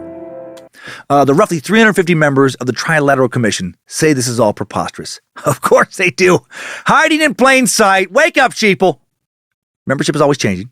The commission says it is merely a discussion group on world affairs composed of high-level corporate and public policy types from North America, Western Europe, and Japan. The commission say they seek only to promote international cooperation for the betterment of everybody. Nothing sinister. Its annual reports and task force papers are available for the public to read. Its membership list is not secret. Just ask the commission. They will send you stuff. Anyone can dial directory assistance and get its New York phone number. So that is, again, from the Washington Post. New World Order outpost or not, pretty impressive. Epstein was part of this very hard-to-get-in group and other similar groups for a while. As his financial manager, Epstein had power over all of Wexner's private trusts and foundations, and he persuaded Wexner to help him get into all these groups because it was good for both of their financial futures. And I suppose it was. He even convinced Wexner to put him on the board of the Wexner Foundation in place of Lex's own mother, Bella. When Bella Wexner demanded her position back, they split the foundation in two so they wouldn't have to give it. Epstein said, "I am there to represent my client, and if my client needs protecting, sometimes even from his own family, then it's often better that people hate me and not the client." And that is something a really good financial advisor and wealth custodian would say. Also something a shady-ass con artist would say. Epstein quickly made a significant amount of money after he started working with Wexner. How much, we'll never know. His financial records never been made fully public. Not the records from this time. We know how much there was in his trust when he died, but that's about it. We know that over the next 10 years, he purchased several properties, including a $6.8 million mansion in Palm Beach, Florida in 1990. Lived in the same area as Donald Trump and his Mar-a-Lago resort, an area known as Billionaire's Row. A new home built on the property after Epstein's was sold in October of 2021 for just under $26 million. Expensive place to live. Except Epstein also bought himself a little home in Manhattan, not too far from the folks in Seagate. Little place that was reportedly the largest private home in the city, 9 East 71st Street. The Herbert N. Strauss House. A private residence with its own fucking Wikipedia page. Does your house have its own Wikipedia page? Me neither. I bet yours isn't nearly as big or historic as this one. The home was formerly the Birch Wathen Lennox Private School, founded in 1916, an all-girls school until 1974, and then it moved to a different location in 1989. Another school for the upper crust of Manhattan. Barbara Walters, probably their most well-known alumni, small school of around 500 kids, K through 12, just under $50K a year to go there. Way cheaper than the Dalton School. This is a school for fucking dumb, poor kids who will never be as good as Dalton kids ever. If that offends any Birch, Walton, Lennox alumni listening, good. Fuck off. Stop listening to Timesuck. You fucking rejects. I hate you so much. It's embarrassing to have such dumb, poor people listen to this show whose parents can only afford $50K a year and not $60K a year. Send their kids to kindergarten. Back to this house now that used to be a school. Right? And then became Epstein's house, has 9 floors, used to have 7, 51,000 square feet. That's insane. 15-foot high solid oak front doors that were scarred by crowbars when investigators broke in after Epstein's arrest. Sidewalks in front of this building, heated, no expenses spared. The original owner, Herbert N. Strauss, was heir to the Macy's department store fortune. His dad had died on the Titanic. Construction began, and we actually mentioned his dad in that suck. Construction began in 1930. Herbert never even lived in it, though. It was left slightly uncompleted in 1933, shortly before Herbert died of a heart attack at the age of 51. His sons found the home too expensive to finish. Property taxes were outrageous. They donated to the Catholic Church, who uses the home as a hospital for a while for soldiers coming home from World War II to recover. Epstein had a house in Manhattan big enough to previously operate as both a school and a hospital. And Epstein made this place fucking weird. Guests would later describe chairs upholstered in leopard print, twice life-size sculpture of a naked African warrior, framed picture of a woman holding an opium pipe, caressing a lion skin, in addition to photographs of pals like Woody Allen, another perv, Bill Clinton, he's had a pervy past, Crown Prince Mohammed bin Salman of Saudi Arabia. The Times reported shit like a life-sized female doll hanging from a chandelier, and lots of pictures of nude women. So many. And a massage table. Of course, with sex toys and lube nearby, which I think is pretty standard. I mean, if you get a massage and don't have a dildo shoved into your butt, have you really had a massage? How else are you supposed to loosen up your back? Lex Wexner had bought the home for $13 million in 1989, and then he put millions into renovations. And then, this is weird, 1995, he gave it to Epstein, or rather, Epstein gave it to himself because he had full control of Wexner's fortune. Not suspicious at all. Quite the gift. Then Epstein spent another $10 million in renovations, saying, I don't want to live in another person's house. So did Lex give this or allow this house to go to Epstein as a reward for making him a lot more than $13 million with his wealth building skills? Did he let him have it just because he's a really generous friend? Or did Epstein have dirt on him? Was it payment, maybe, for Epstein supplying him with something hard to buy, like sex-trafficked teenagers? Totally speculating again, but sure looks fucking suspicious. The house was valued at $77 million upon Epstein's arrest, sold for a cool $51 million to a former Goldman Sachs executive in March of 2021. So someone got a sale price, right? They got that for a sweetheart deal of just $51 million because of the home's association with Epstein, I guess. Epstein also purchased a Gulfstream 4, right? A jet, a helicopter, a Boeing 727 jet from Wexner's company, or was given it. By the early 2000s, Epstein reportedly managed $15 billion for his clients, whoever they were, outside of Wexner. Or maybe he didn't manage that much money. That's just what he said. Epstein did like to brag about his wealth. He clearly had a lot. Maybe he lied to act like he had even more, though. Epstein said he wanted to be known for his grand and eclectic possessions. He wanted the Manhattan house because, quote, he could never live anywhere bigger. By the early 2000s, Epstein would build up his business to the point he reportedly had about 150 administrative staff. Epstein said he still made all the investment calls, though. And most of his employees, no surprise here, were found to be attractive and very young women. And I'm sure none of them were ever aggressively sexually harassed. Backing up to 1987 again, the year he began managing Wexner's money, Epstein also began consulting for a collecting agency called Tower Financial. Actually, the Tower Financial Corporation, which would turn out to be a $500 million Ponzi scheme, promising to take over clients' debts. A con artist consulting for another con artist. Epstein worked with CEO Stephen Hoffenberg to develop a corporate rating strategy to take over other corporations. Hoffenberg would later plead guilty to SEC charges in connection to $475 million in fraud, one of the biggest Ponzi scheme busts in U.S. history. He was arrested in 1994, and he wouldn't get out of prison until 2013. And Hoffenberg implicated Epstein as his uncharged co-conspirator in the Ponzi scheme. Epstein was never charged, never arrested. Hoffenberg, now 75 years old, has repeatedly said since his release from prison that Epstein was the mastermind behind this scheme. Epstein was accused of seeding a hedge fund he would create and making tens, if not hundreds of millions of dollars from, with money stolen from Hoffenberg's clients in this Ponzi scheme. And a Ponzi scheme, we've defined it before, but it's been a while, is an investment fraud that pays existing investors with funds collected from new investors. They tend to claim an insane annual return rate on investments, like 20, 30, even 50%. And they give some people that kind of return, enough for those people to get the word out, tell their friends, so they can take a lot more money in, and then it inevitably falls apart when too many people want their money back at once. And then people find out that all the seed money was either never invested at all, or at the very least, not invested in what it was claimed to be invested in. And the magical returns that people were getting in that Ponzi scheme, well, that's just new people's money coming in. Still got to suck Bernie Madoff, his giant Ponzi scheme of all Ponzi schemes one of these days. Hoffenberg met Epstein in London in the 80s. The CEO of a European company he knew had called Epstein a brilliant man, but one with a upside-down moral compass. And that appealed to Hoffenberg. Of course it did. He was a guy prepping a fucking Ponzi scheme. Brilliant and immoral was the exact combination he was looking for. Hoffenberg interviewed Epstein. They started doing business together. They were close friends, traveled together on Hoffenberg's plane. According to Hoffenberg, Epstein left Bear Stearns because he was caught executing illegal operations. Sounds right. Also, according to Hoffenberg and others, Epstein was the real mastermind again behind the Ponzi scheme, but never charged with any financial crimes. Hoffenberg said that he never gave any evidence against Epstein at the trial because Epstein told him he was a federal witness. Was he? Seems weird that he would just take Epstein's word on that. Maybe others confirmed it. And again, more conspiracy fodder, more associations with the federal government, which come up a lot with Epstein way before he got caught, right? I think he probably was working for the government in some capacity. Also, did Epstein have dirt on Hoffenberg, right? Dirt that could have put Hoffenberg away for a lot longer than 20 years? Is that why? Like the real reason he didn't rat on Epstein? Maybe part of the reason? I don't know. He did talk a lot of shit about Epstein after he was sent to prison. So maybe that doesn't make a ton of sense. I don't know. It's all so mysterious. Epstein stopped working with Hoffenberg in 1990, a few years before the company fell apart in 1993. And you know who he then started working with?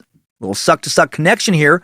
Recent parent murderer and current business mogul, Lyle Menendez. Lyle had just opened, adding to his recent chicken wing acquisition, Menendez Investment Enterprises near Princeton, New Jersey, not far from where Epstein kept some of his jets, right? Remember that former sponsor? Here's an old commercial Lyle made before his arrest back in 1989.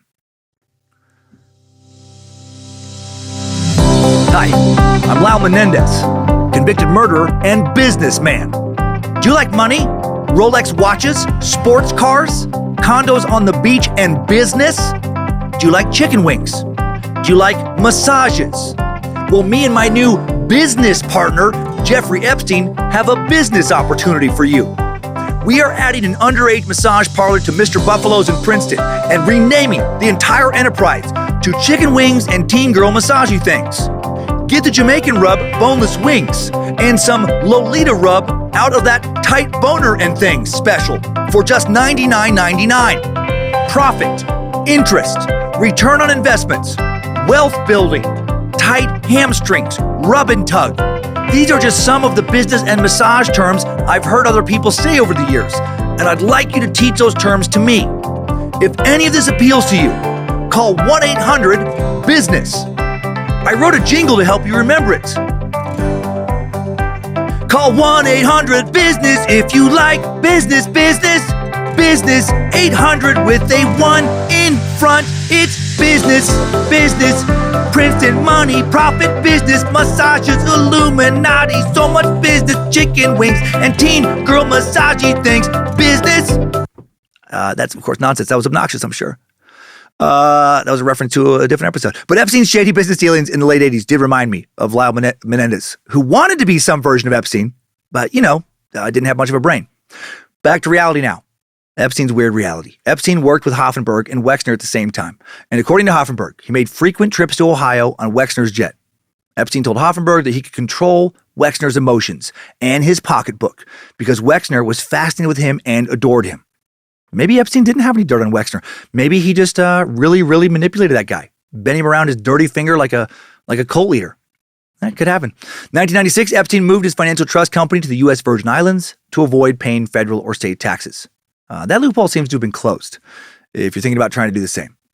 I'm sure there's new loopholes that some savvy finance and tax guy like Epstein would know all about how to exploit. 1998, Epstein purchased a 72-acre island.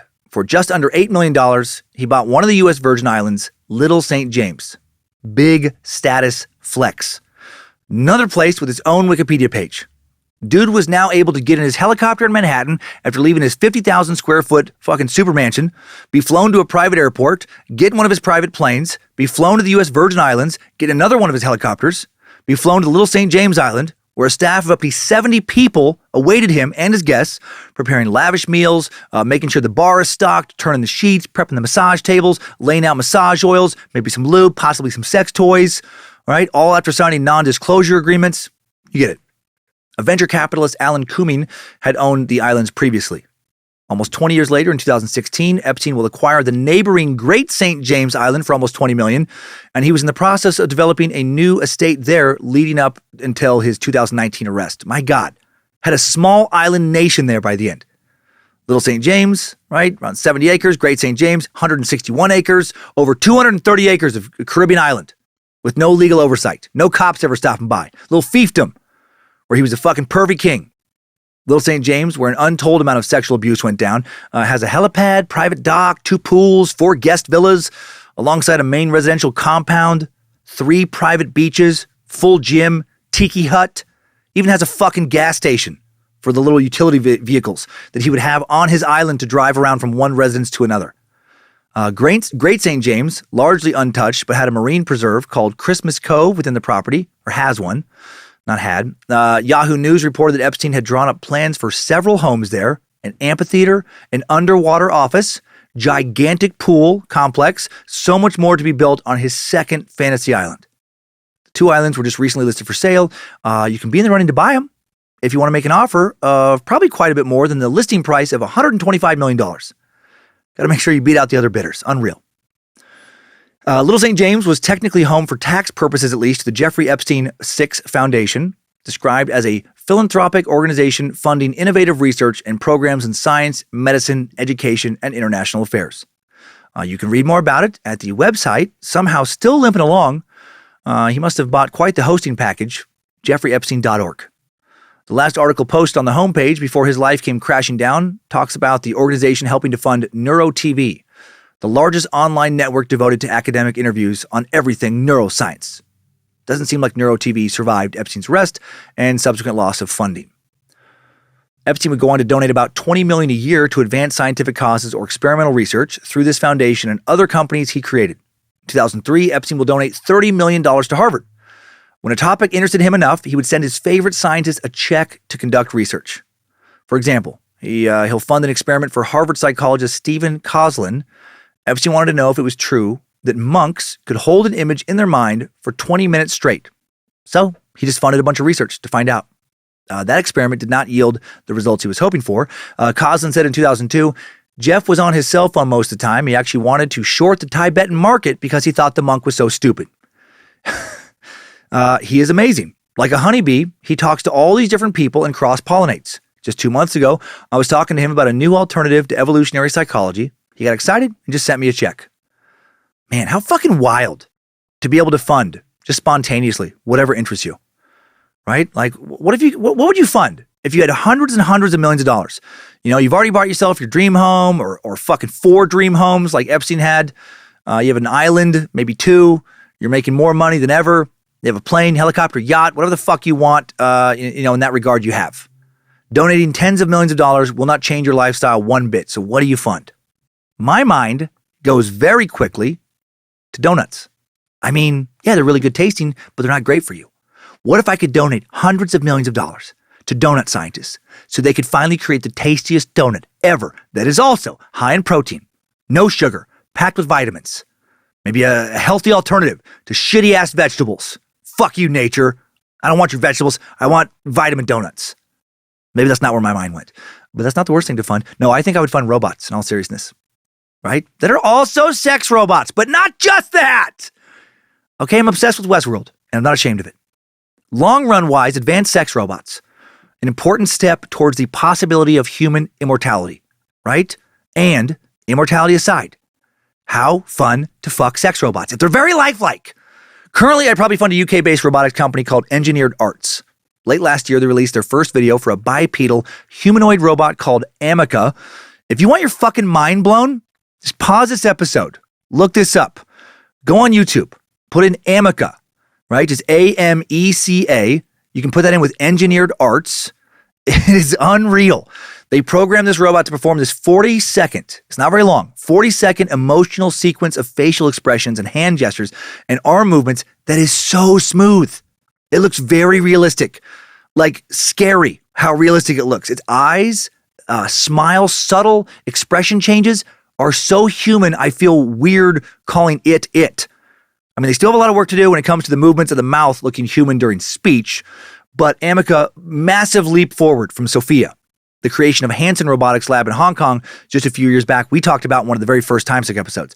Disney actually doing some wild shit with robots too. Insanely fluid, realistic motion, aerial acrobatics even, with advances in animatronics they've made. And Boston Dynamics, what new tricks do they have up their sleeves?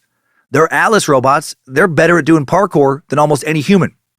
When do realistic human-like robots hit the marketplace, where they can be home assistants, who can clean, let the dogs out, feed the dogs, defend anyone in the home against intruders, maybe, fuck you, let you fuck them? I would put money towards speeding that along for sure. Let's get the top engineers at Boston Dynamics and Engineered Arts working with the best designers at Real Doll. Maybe scale back the boob ratios a little bit, nerds.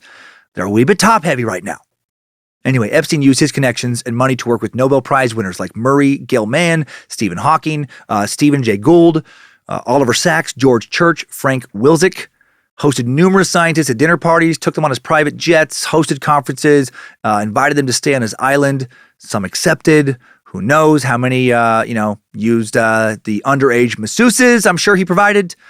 Who knows how many of them came to the island mostly because of Epstein's, kind of forced escorts, sex trafficked women, many of whom were underage. If he wasn't such a fucking sexual predator, Epstein could have been akin to Elon Musk, right? Someone using their enormous wealth not just for status, but to push tech forward. One topic that Epstein often brought up over these dinners was spreading his DNA. Epstein wanted to, quote, seed the human race with his DNA. An idea he first brought up in 2001. Such a modest fella. He planned to house at least 20 women at his New Mexico ranch and inseminate them. We'll talk about his ranch here in a bit. He was inspired by the Repository for Germinal Choice. I don't know that I've heard of this place before. The Repository for Germinal Choice was a sperm bank based in Escondido, California, from 1980 to 1999, commonly believed to have accepted sperm donations only from Nobel Prize winners. That's not what they ended up doing, but that's what the sperm bank wanted to do. But then they realized that there's not many of those guys out there. And most of those guys don't want to donate their sperm. And the few that do typically have a pretty old set of balls and not very good sperm counts. So they expanded their search to include donors from among the ranks of non-Nobel Prize winning younger scientists and academics, people considered to be strong candidates to win in the future, right? You got a big brain and young, tight sack of balls? Get in here and jerk off into a cup, you silly son of a bitch. Attention all nerd studs. Do you have a big brain, young tight balls, and a strong desire to see more of yourself out in the world? Want to get paid to impregnate real women? Want your sperm to enter actual vaginas and not just end up on your stomach or inside a dirty sock again? Well, get yourself down to Escondido. Walk that wood right into the Repository for Germinal Choice. We have real women working there that want your nerd stud sperm. Hot ladies with real vaginas who can't wait to feel your nerd loads inside of them. So many real breathing women who will pay you good money to spill your seed into their real life moist lady vaginas. So bring your big brains and your young, tight balls down to the Repository for Germinal Choice and you get paid to fill lady vaginas with your hot, young, nerd, stud sperm. Please note the Repository for Germinal Choice is a sperm bank and you will not actually touch or see any real vaginas. If a real woman does touch you, she will be wearing plastic gloves, and if you touch her back, the police will be called and charges will be filed. You will be alone, just like always, masturbating into a cup in a sterile, sad room lit by fluorescent lights and paid only if your sperm count is satisfactory. Please bring your SAT score, IQ test results, resume, and your young, tight balls to the Repository for Germinal Choice, where real vaginas await your hot, young, nerd, stud sperm. Something like that. I'm not sure exactly what their ads were, but maybe in that ballpark. The sperm bank was founded and managed by Robert Clark Graham, a businessman who'd made a fortune years earlier when he had developed shatterproof plastic eyeglass lenses. The weird inventions people could make to just make him so much money. Then he became a big eugenics guy, better humans through better breeding. At least, his eugenics program wasn't about race like Hitler's. It was about IQ. When Robert died in 1997 at the age of 90, another guy took over for a few years before shutting the place down. It wasn't very profitable. Sounds like it was a huge pain in the ass to run because it was very hard to get the right donors. And this little system only works if the customers also have very high IQs. The double screening process made it a little hard to operate a business. But there were articles published about a large percentage of the children who were born from the sperm bank becoming very high academic achievers. It's weird, but actually not a terrible idea. I mean, the whole concept of Mike Judge's iconic and seemingly prophetic movie, Idiocracy, based on smart people not having enough kids and not so smart people having Too many kids, way too many kids. Not the worst idea, in my opinion, to try and counteract that trend. Actually, it's a great idea. I mean, if you're going to get some sperm to have a baby, would you rather have it from a Nobel Prize winner or a future Nobel Prize winner or a guy who almost but didn't quite get his GED in prison after he was serving time for getting caught, for armed robbery, for forgetting to wear a mask when he held up his neighborhood 7-Eleven, something like that. Epstein was a believer in not just transhumanism, but also in this type of eugenics, improving the human population through genetic engineering, which I guess does feed into transhumanism. This experiment was no secret. All his friends knew about it. He openly spoke about it with scientists over dinner. One of Epstein's multiple companies, Southern Trust engage in DNA analysis, a hopeful step towards genetic engineering. And in 2011, he donated $20,000 to the World Transhumanist Association, now called Humanity Plus. Also donated $100,000 to pay the salary of Ben Gortzel, vice chairman of Humanity Plus. This group mostly hosts international conferences on AI and transhumanism and is still around. Okay, back to Epstein's Island. Little St. James would become known, of course, as Pedophile Island, also nicknamed Island of Sin, where Epstein conducted God knows how many sex trafficking operations. Some of the victims he abused there alleged to be as young as 12 years old. That is so disturbing. I have a 14-year-old daughter. She is so young. 12 is so young. Right on the edge of, prepubescent. Oftentimes, at that age, prepubescent. Shortly after buying his first big island, Epstein also purchased a massive ranch near Stanley, New Mexico, because why the fuck not? According to Vanity Fair, the ranch, 7,500 acres called Zorro. Land alone cost $18 million. Man, 7,500, that is huge. That's almost 12 square miles. A lot of privacy, just like the island. Big place where no one can see what kind of shady shit you're doing. Where if someone tries to escape, it's going to be hard for them to easily get away. It's now for sale, list price of just $27.5 million. On this property, he built a 26,700 square foot mansion, described in reports as twice as large as the next largest home in the county. Epstein told Vanity Fair the Zorro Ranch made his 40-room Manhattan mansion look like a shack. The main residence at Zorro Ranch, a 3-level, 4-bedroom structure with large indoor pool, gym, grand living room, library, and more. According to Sotheby's listing, the exceptionally appointed kitchen has room for an entire cooking staff. And it did have a cooking staff when Epstein was there. Near the ranch entrance, ranch entrance was Ranch Central, small fucking village for staff with 10 structures, including a 7-bay heated garage, ranch office, firehouse, and the property's original adobe residence that has been expanded. And I guess that is still there. There's a 2-bedroom yellow house, 3-bedroom red house, with no sizes listed, and a 1,650 square foot 2-bedroom blue house with a tennis court that doubles as a basketball court. Zorro Ranch also has a 3-bedroom lodge, Jesus Christ, and an off-the-grid log cabin, as well as a 4,400 foot airstrip with an aircraft hangar and a helipad. So essentially, he had a private town out in the New Mexico desert, in addition to his island fiefdom. Manhattan Palace, Florida fuckpad, all 4 locations, in addition to his private planes, were where he would sexually abuse women and girls and allegedly pimp them out to his famous friends. In the early 2000s, Epstein began financing media companies, developing securities funding, investing further in hedge funds and startups. With the big-time seed money he made working for Lex Wexner, and maybe also from Hoffenberg's Ponzi scheme and from who knows where else, combined with his financial know-how and mathematical mind, he was off to the races with his wealth building. So where did Epstein get all the money to fund all this shit? Epstein said that his fee and his skill at playing the stock market made him all his wealth, his money. And maybe that's true. Maybe. Or maybe he swindled a lot of his wealth from Lex Wexner and others like him. An investor named Landon Thomas Jr. told New York Magazine in 2002, my belief is that Jeff maintained some sort of money management firm, though you won't get a straight answer from him. He once told me he had 300 people working for him. I've also heard that he manages Rockefeller money, but one never knows. It's like looking at the Wizard of Oz. There may be less there than meets the eye. Another prominent figure on Wall Street said he is this mysterious Gatsby-esque figure. He likes people to think he's very rich, and he cultivates an air of aloofness. The whole thing is weird. Man. Sometimes researching this week, Epstein reminded me of a more successful version of Anna Delvey from Netflix's Inventing Anna, right? That Russian-German con artist who bullshitted her way into the top, uber-wealthy New York socialite circles. She didn't have Epstein's sexual predatory nature, also didn't have his financial acumen. As part of his financial trust company, that billionaires-only investing group, Epstein worked with maybe for, or at least had connections to, extremely wealthy people outside of Wexner, including Bill Clinton, Donald Trump, Bill Gates, Kevin Spacey, Alan Dershowitz, and Prince Andrew.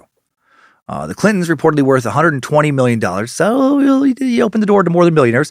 Speaking engagements, consulting fees, book deals, etc. have served them pretty well. After leaving the White House, millions of dollars in debt, actually.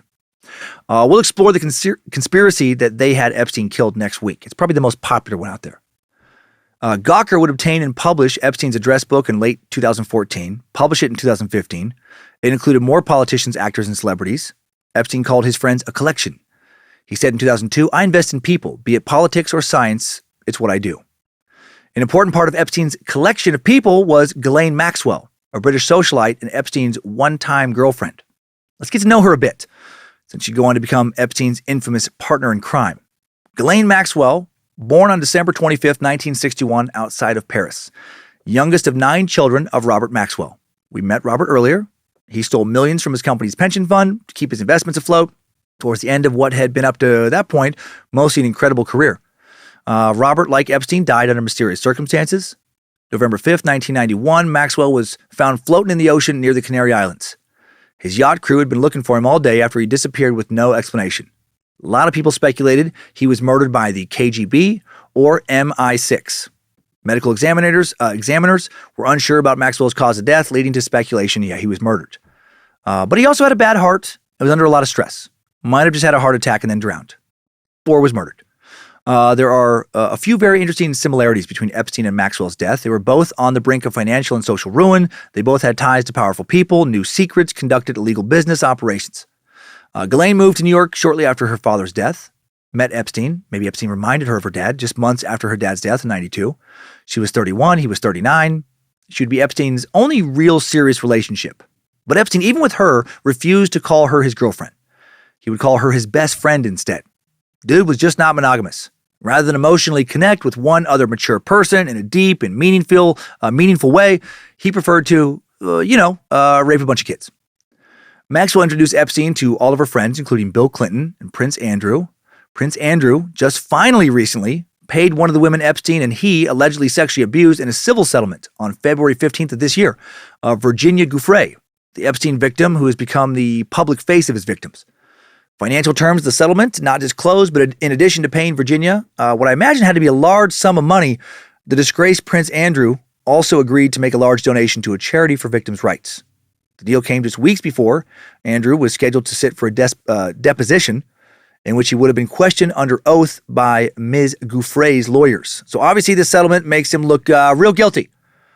Also, per a statement, Buckingham Palace released in January this year, Andrew was forced to relinquish his military titles and royal charities, no longer was to use the title His Royal Highness, and was not to undertake any public duties.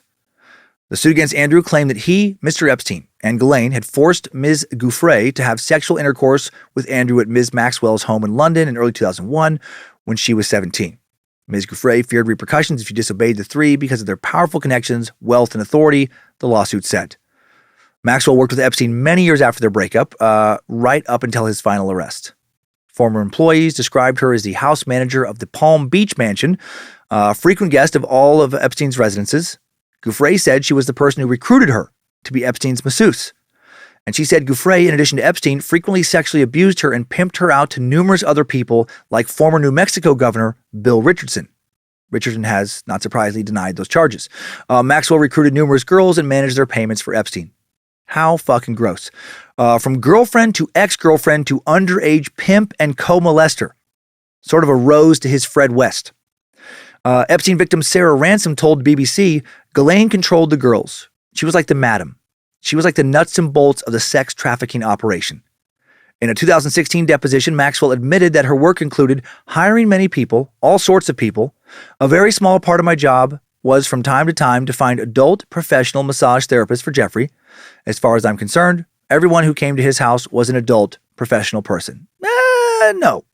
Ghislaine finally got punished for her real role in all this. After a bit of a international where the fuck is this lady hunt, Maxwell arrested July 2nd, 2020 at one of her homes in Bradford, New Hampshire. She was charged with 6 counts, including transportation of a minor with intent to engage in criminal sexual activity and perjury. She pled not guilty to all those charges. She was accused of bringing girls into Epstein's homes to show them what to do and also of participating in recruiting girls for sexual abuse. Epstein and Maxwell lured girls in with promises of money, friendships, education, and career advancements. And on December 29th, 2021, Maxwell found guilty on 5 of the 6 counts: conspiracy to entice minors to travel to engage in illegal sex acts, conspiracy to transport minors with the intent to engage in criminal sexual activity, transportation of a minor with intent to engage in criminal sexual activity, conspiracy to commit sex trafficking, and sex trafficking of minors. The charge of her actually fucking a lot of these girls as well, harder to prove, but it seems like she was absolutely guilty of that as well. And she is currently awaiting sentencing. Her sentence could easily end up being a life sentence for her. Just one of the charges she was found guilty of carries a maximum sentence of 40 years, and she's 60 years old. A good chance she'll die in prison for the crime she committed alongside Epstein, and I certainly hope she does. Just recently, Tuesday, April 5th, a judge in New York rejected her lawyer's arguments for a retrial based on a juror who helped convict her, failing to disclose that he was sexually abused as a child. Her tentative sentencing date currently set for June 28th. Now let's jump back to 2002. That year, Epstein flew to Africa on his private plane, the Lolita Express, with Bill Clinton. Obviously, it wasn't called that publicly. Chris Tucker, and another dude who seemed to also like to molest teen boys this time, acclaimed actor, now disgraced actor Kevin Spacey. He's seen his career pretty much go away after having been accused by multiple plaintiffs of molesting boys as young as 14. Chris Tucker, the only one of those 4 who has not, from what I can tell, ever gotten in trouble for anything sex-related. Bill Clinton had organized a week-long tour of South Africa, Nigeria, Ghana, Rwanda, and Mozambique to tour AIDS prevention and treatment sites. Clinton's aide, Doug Bann, connected him to Epstein because he had a private plane. I bet Bill was pretty pissed at Doug when Jeffrey was revealed to be a pedophile. Or he was also sleeping with underage masseuses and was just pissed that the whole operation was exposed. Clinton said after the trip, Jeffrey is both a highly successful financier and a committed philanthropist with a keen sense of global markets and an in-depth knowledge of 21st century science. I guess meant to say, and has. I especially appreciated his insights and generosity during the recent trip to Africa to work on democratization, empowering the poor, citizen service, and combating HIV/AIDS. One of the women who later would speak out about being raped by Epstein, a woman pimped out by Maxwell, Shantae Davies, who was 22 at the time, accompanied these guys on the trip as a masseuse, along with several Secret Service agents, and later talked about the trip. She had little to say, good or bad, about Chris Tucker or Kevin Spacey. Of Clinton, she said in a 2020 interview with The Sun, "It was like I was at camp with the most unimaginable group of campers one could put together. Everybody cracked jokes at one another. Clinton was chiming in, cracking jokes along with us, and we were all laughing and bonding over corny jokes. A movie was put on. Everyone took either a seat in the giant armchairs or on the floor. We watched it all together. Eventually, everyone fell asleep to the movie." Davies denied that any misconduct occurred with Clinton. Said he was a complete gentleman the entire time. She said Clinton was a great guy on the trip. He'd sit around on the plane with a cigar in his mouth that barely even smelled like pussy, playing cards between flights. She didn't say the pussy part. When Clinton smoking a cigar comes up around a young woman in the early 20s, it's just hard not to reference the Lewinsky sex escapades that Congress voted to impeach him over. If you just rolled your eyes, I don't blame you. It's a tired old joke. She continues, "I wrote in my journal at the time that I wished he could be president again. He was charismatic and funny and kind and personable. It was obvious he cared about not just our country, but the world. He was a gracious host." Clinton, prior to this interview, had previously issued a statement regarding his travel on Epstein's plane and insisted he knew nothing about the financier's crimes. President Clinton knows nothing about the terrible crimes Jeffrey Epstein pled guilty to in Florida some years ago, or those with which he previously had been charged in New York. The statement said, continuing with, in 2002 and 2003, President Clinton took a total of 4 trips on Jeffrey Epstein's airplane, 1 to Europe, 1 to Asia, 2 to Africa, which included stops in connection with the Clinton Foundation. Staff, supporters of the foundation, and his Secret Service detail traveled on every leg of every trip. And that is a detail that gets left out with both Clinton and Trump's connections to Epstein. The main targets of conspiracies regarding who else, was molesting teen girls with Epstein. It wasn't just Epstein and one of those dudes and a bunch of teen sex slaves and, on a trip. Especially with Clinton, former U.S. president, he was never traveling alone with Epstein, right? Had Secret Service with him.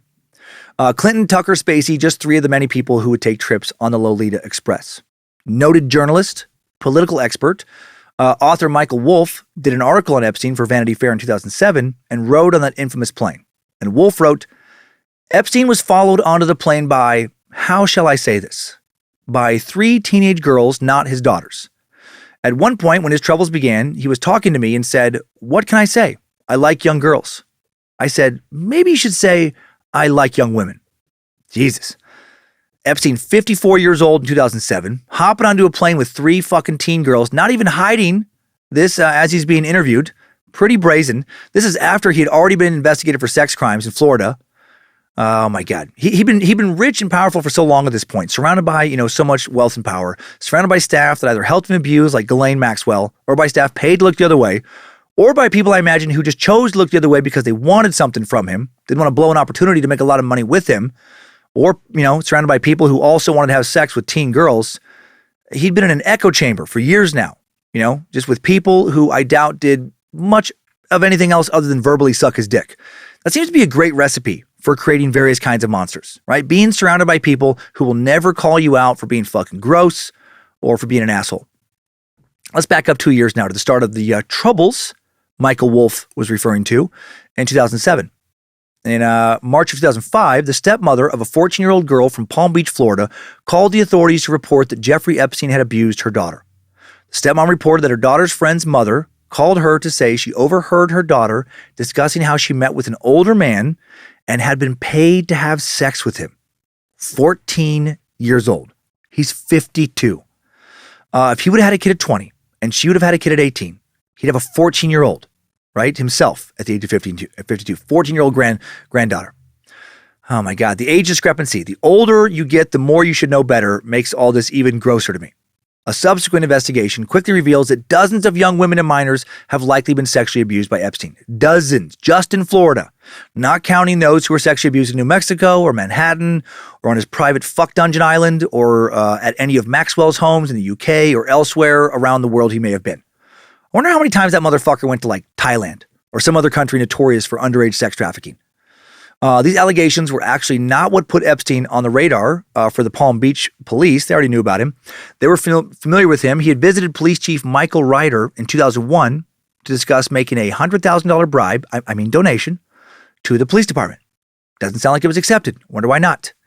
What other police may have Epstein paid off over the years, though? Were the U.S. Virgin Islands authorities, down near Little St. James, paid to steer clear of ever coming to the island. In 2003, Chief Ryder had received reports from neighbors that there was a large, alarming number of young women coming and going to and from Epstein's residence. Officers spoke to a few women, said they were office workers, very young office workers. Whole thing was suspicious enough for Ryder to easily remember it 2 years later. 2005, the Palm Beach police speak to the 14-year-old victim, who gives a detailed description of the perpetrator, and they know right away she's talking about Epstein. Man, imagine if that's your daughter, your sister, you. That motherfucker. Palm Beach detective Joe Riccari conducted interviews with other girls who were also victims. All of them said they initially thought they were just there to give Epstein massages. But then once the massage began, they were either sexually assaulted, or at the very least, Epstein exposed himself to them and tried to initiate a sexual assault before they were able to flee. Victims kept naming other victims. The list of victims kept growing and growing. Most of them didn't want to prosecute Epstein because they were fucking terrified. They were scared of him and how powerful he was. They were worried about how much havoc he could and harm he could wreak on their lives and their families' lives with all that wealth and power. Too bad one angry dad didn't remind Epstein that when you get a loaded gun put to your head and someone pulls the trigger, no amount of money, no amount of power can put your fucking brain back together. Right? Guns are great equalizers that way. The powerful, the powerless, their heads explode the same way. While he was being investigated, Epstein fought back, not the actions of an innocent man with nothing to hide. He hired private investigators to dig up dirt on his accusers, even on the police, even on prosecutors working the case. Right? His go-to here is attempted blackmail. Makes me think again of Lex Wexner. I'll forever wonder if he controlled that guy's finances because Lex was worried about Epstein bringing him down with proof of him having sex with underage girls or God knows what else. A complaint filed in early 2021 by an Epstein victim alleged that not only did Epstein sexually abuse her and other young women at Lex Wexner's Ohio mega mansion, yet another place Epstein assaulted women, the complaint also accused Lex and his wife Abigail of knowingly letting Epstein use their home for liaisons with victims. The complaint alleged that Epstein would pose as a modeling recruiter for Victoria's Secret to prey on aspiring young girls. Wexner's New Albany, Ohio estate, not far from Columbus, roughly 10,000 acres of land. 10,000 acres! Featuring several neo-Georgian mansions, a golf course, a country club, his own luxury compound, which includes a $47 million 30-room family residence. So much wealth. According to this suit, one of Epstein's victims, Virginia Gouffre, has claimed that he directed her to have sex with Mr. Wexner, among others. Another victim, Maria Farmer, has accused Abigail Wexner of acquiescence while Epstein and Ghislaine Maxwell sexually assaulted her in the New Albany compound and effectively imprisoned her there and kept her under a security guard. Crazy shit. For years, it was widely alleged that Epstein boasted about his ties to the company, in particular, the Victoria's Secret brand, to groom victims. How many women did Epstein assault? Right? He typically had massages literally every day for years, for fucking decades, sometimes more than one. Back to Florida now. For a year, Epstein investigated prosecutors for personal peccadillos to try and disqualify them from the case. Peccadillos are little minor offenses or sins. Basically, Epstein was looking for any reason to discredit anyone investigating him. Due to Epstein's PIs coming after them, the Palm Beach police stopped putting Epstein reports in their computers, started storing them separately. That's how worried they were about someone hacking in and getting a hold of them. Epstein's PIs even looked through the chief and lead detective's home trash cans and threw trash at the police station. It's like all this was a game for Epstein. I wonder if he was even worried about being arrested at this point, or if he just saw the investigation as a personal challenge for him to outsmart and conquer. October 20th, 2005, the police search Epstein's Palm Beach mansion. Now they find photos of underage girls. Lots of photos. Sexual photos. Just not sexual enough to press child porn charges, I guess. Because they didn't. They also found a steam room, massage room. They found numerous computers, but suspected that most of the computers and hard drives were removed from the house. Nothing suspicious about that at all. Found memo pads with some of the victim's contact information. Also looked through his trash. Found a school report card with a message to deliver flowers to a girl at her school. That is so fucking gross.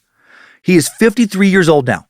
Sending flowers to the high school of some underage girl he was undoubtedly either fucking or trying to fuck. And by fuck, I mean rape. Palm Beach Police Chief Michael Ryder said, this was not a he said, she said situation. This was a 50-something she's and one he. And the she's all basically told the same story. More than 50 girls at this point in the investigation, in just this one area. And just who they uncovered in this investigation.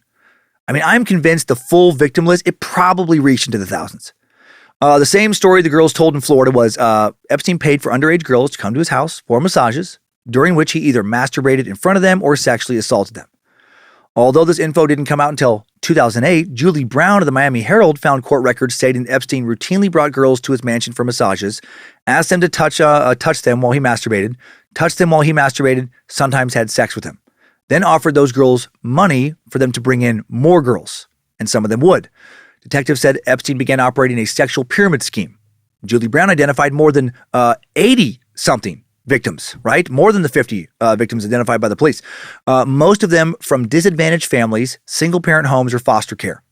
Some of the girls were on the brink of homelessness. They felt powerless against Epstein, his money, and his legal team. What a soulless predator. Rubbing elbows with the world's elite, saying all the right things, giving millions to wonderful charities, while simultaneously raping impoverished teens he'd toss a few $100 to. Girls he would also psychologically rape by convincing them to help him find more rape victims. Let's meet a few of these victims now. Most of the following victim statements come from the docuseries Jeffrey Epstein, Filthy Rich by Joe Berlinger and James Patterson. Victim Maria Farmer met Epstein in 1995. We just met her in that suit against Wexner in Ohio. She was 25 in 1995 with model looks. She was and is an incredibly talented artist. When Epstein's financial scandal broke, she became known for being the woman to first make a criminal complaint to law enforcement about Epstein. First to the New York City Police Department and then to the FBI. In 1995, she had just graduated from the New York Academy of Art, and on her graduation night, she participated in the art show. She'd already sold her 3 paintings, but then Eileen Guggenheim, head of the Academy, informed her a couple was going to buy them instead of the original buyers because they were very important benefactors to the Academy. That couple was Jeffrey Epstein and Ghislaine Maxwell. Eileen made it clear to Maria it would be better for her career to do business with Epstein than with the original buyers. So Maria sold her paintings for $6,000 instead of the original $12,000 she was going to get. Epstein promised her the purchase would be worth her while. And this makes me hate him even more. He'll donate, tens of thousands, I'm sure, millions to big headline making causes, but then shortchange some artist who just graduated from art school, right? He cost her $6,000, which was fucking nothing to him, but would mean so much to her. Guggenheim will later deny her, saying any of this stuff to Maria. According to Maria, Epstein called her a couple months later, offered her a job, she would be the door manager responsible for monitoring the comings and goings at his new Manhattan mansion. It would pay well for someone who had just graduated from art school. It would also provide her time to work on her art and connections to high-end, supporters in the New York art scene through Epstein and Maxwell. After she took the job, Epstein was interested to know if she had any sisters. Of course he was. But he was hoping for younger sisters. And she had them. She had 2. And Epstein would quickly rape one of them before she knew what a creep he was. Soon, Epstein asked her to do an artist in residency for him in Ohio. She'd live in a large mansion behind Lex Wexner's huge mansion on the New Albany property I mentioned earlier. She said she asked who Wexner was, and Epstein said he was a client and friend who would do anything for him. Anything. Epstein and Maxwell soon came to visit. Ghislaine approached Maria one night, said Jeffrey wanted his feet rubbed. Maria said she didn't want to do it, right? She wasn't hired to be a masseuse. This was fucking weird. Obviously not an appropriate thing for someone to ask for, but she said she didn't want to seem ungrateful. She felt her career was kind of in their hands at this point.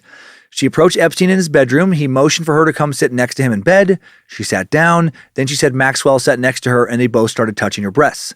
She understandably freaked out. She said she had just been sexually assaulted, and she got up, ran back to her house, locked herself in her room until the next morning and until they left.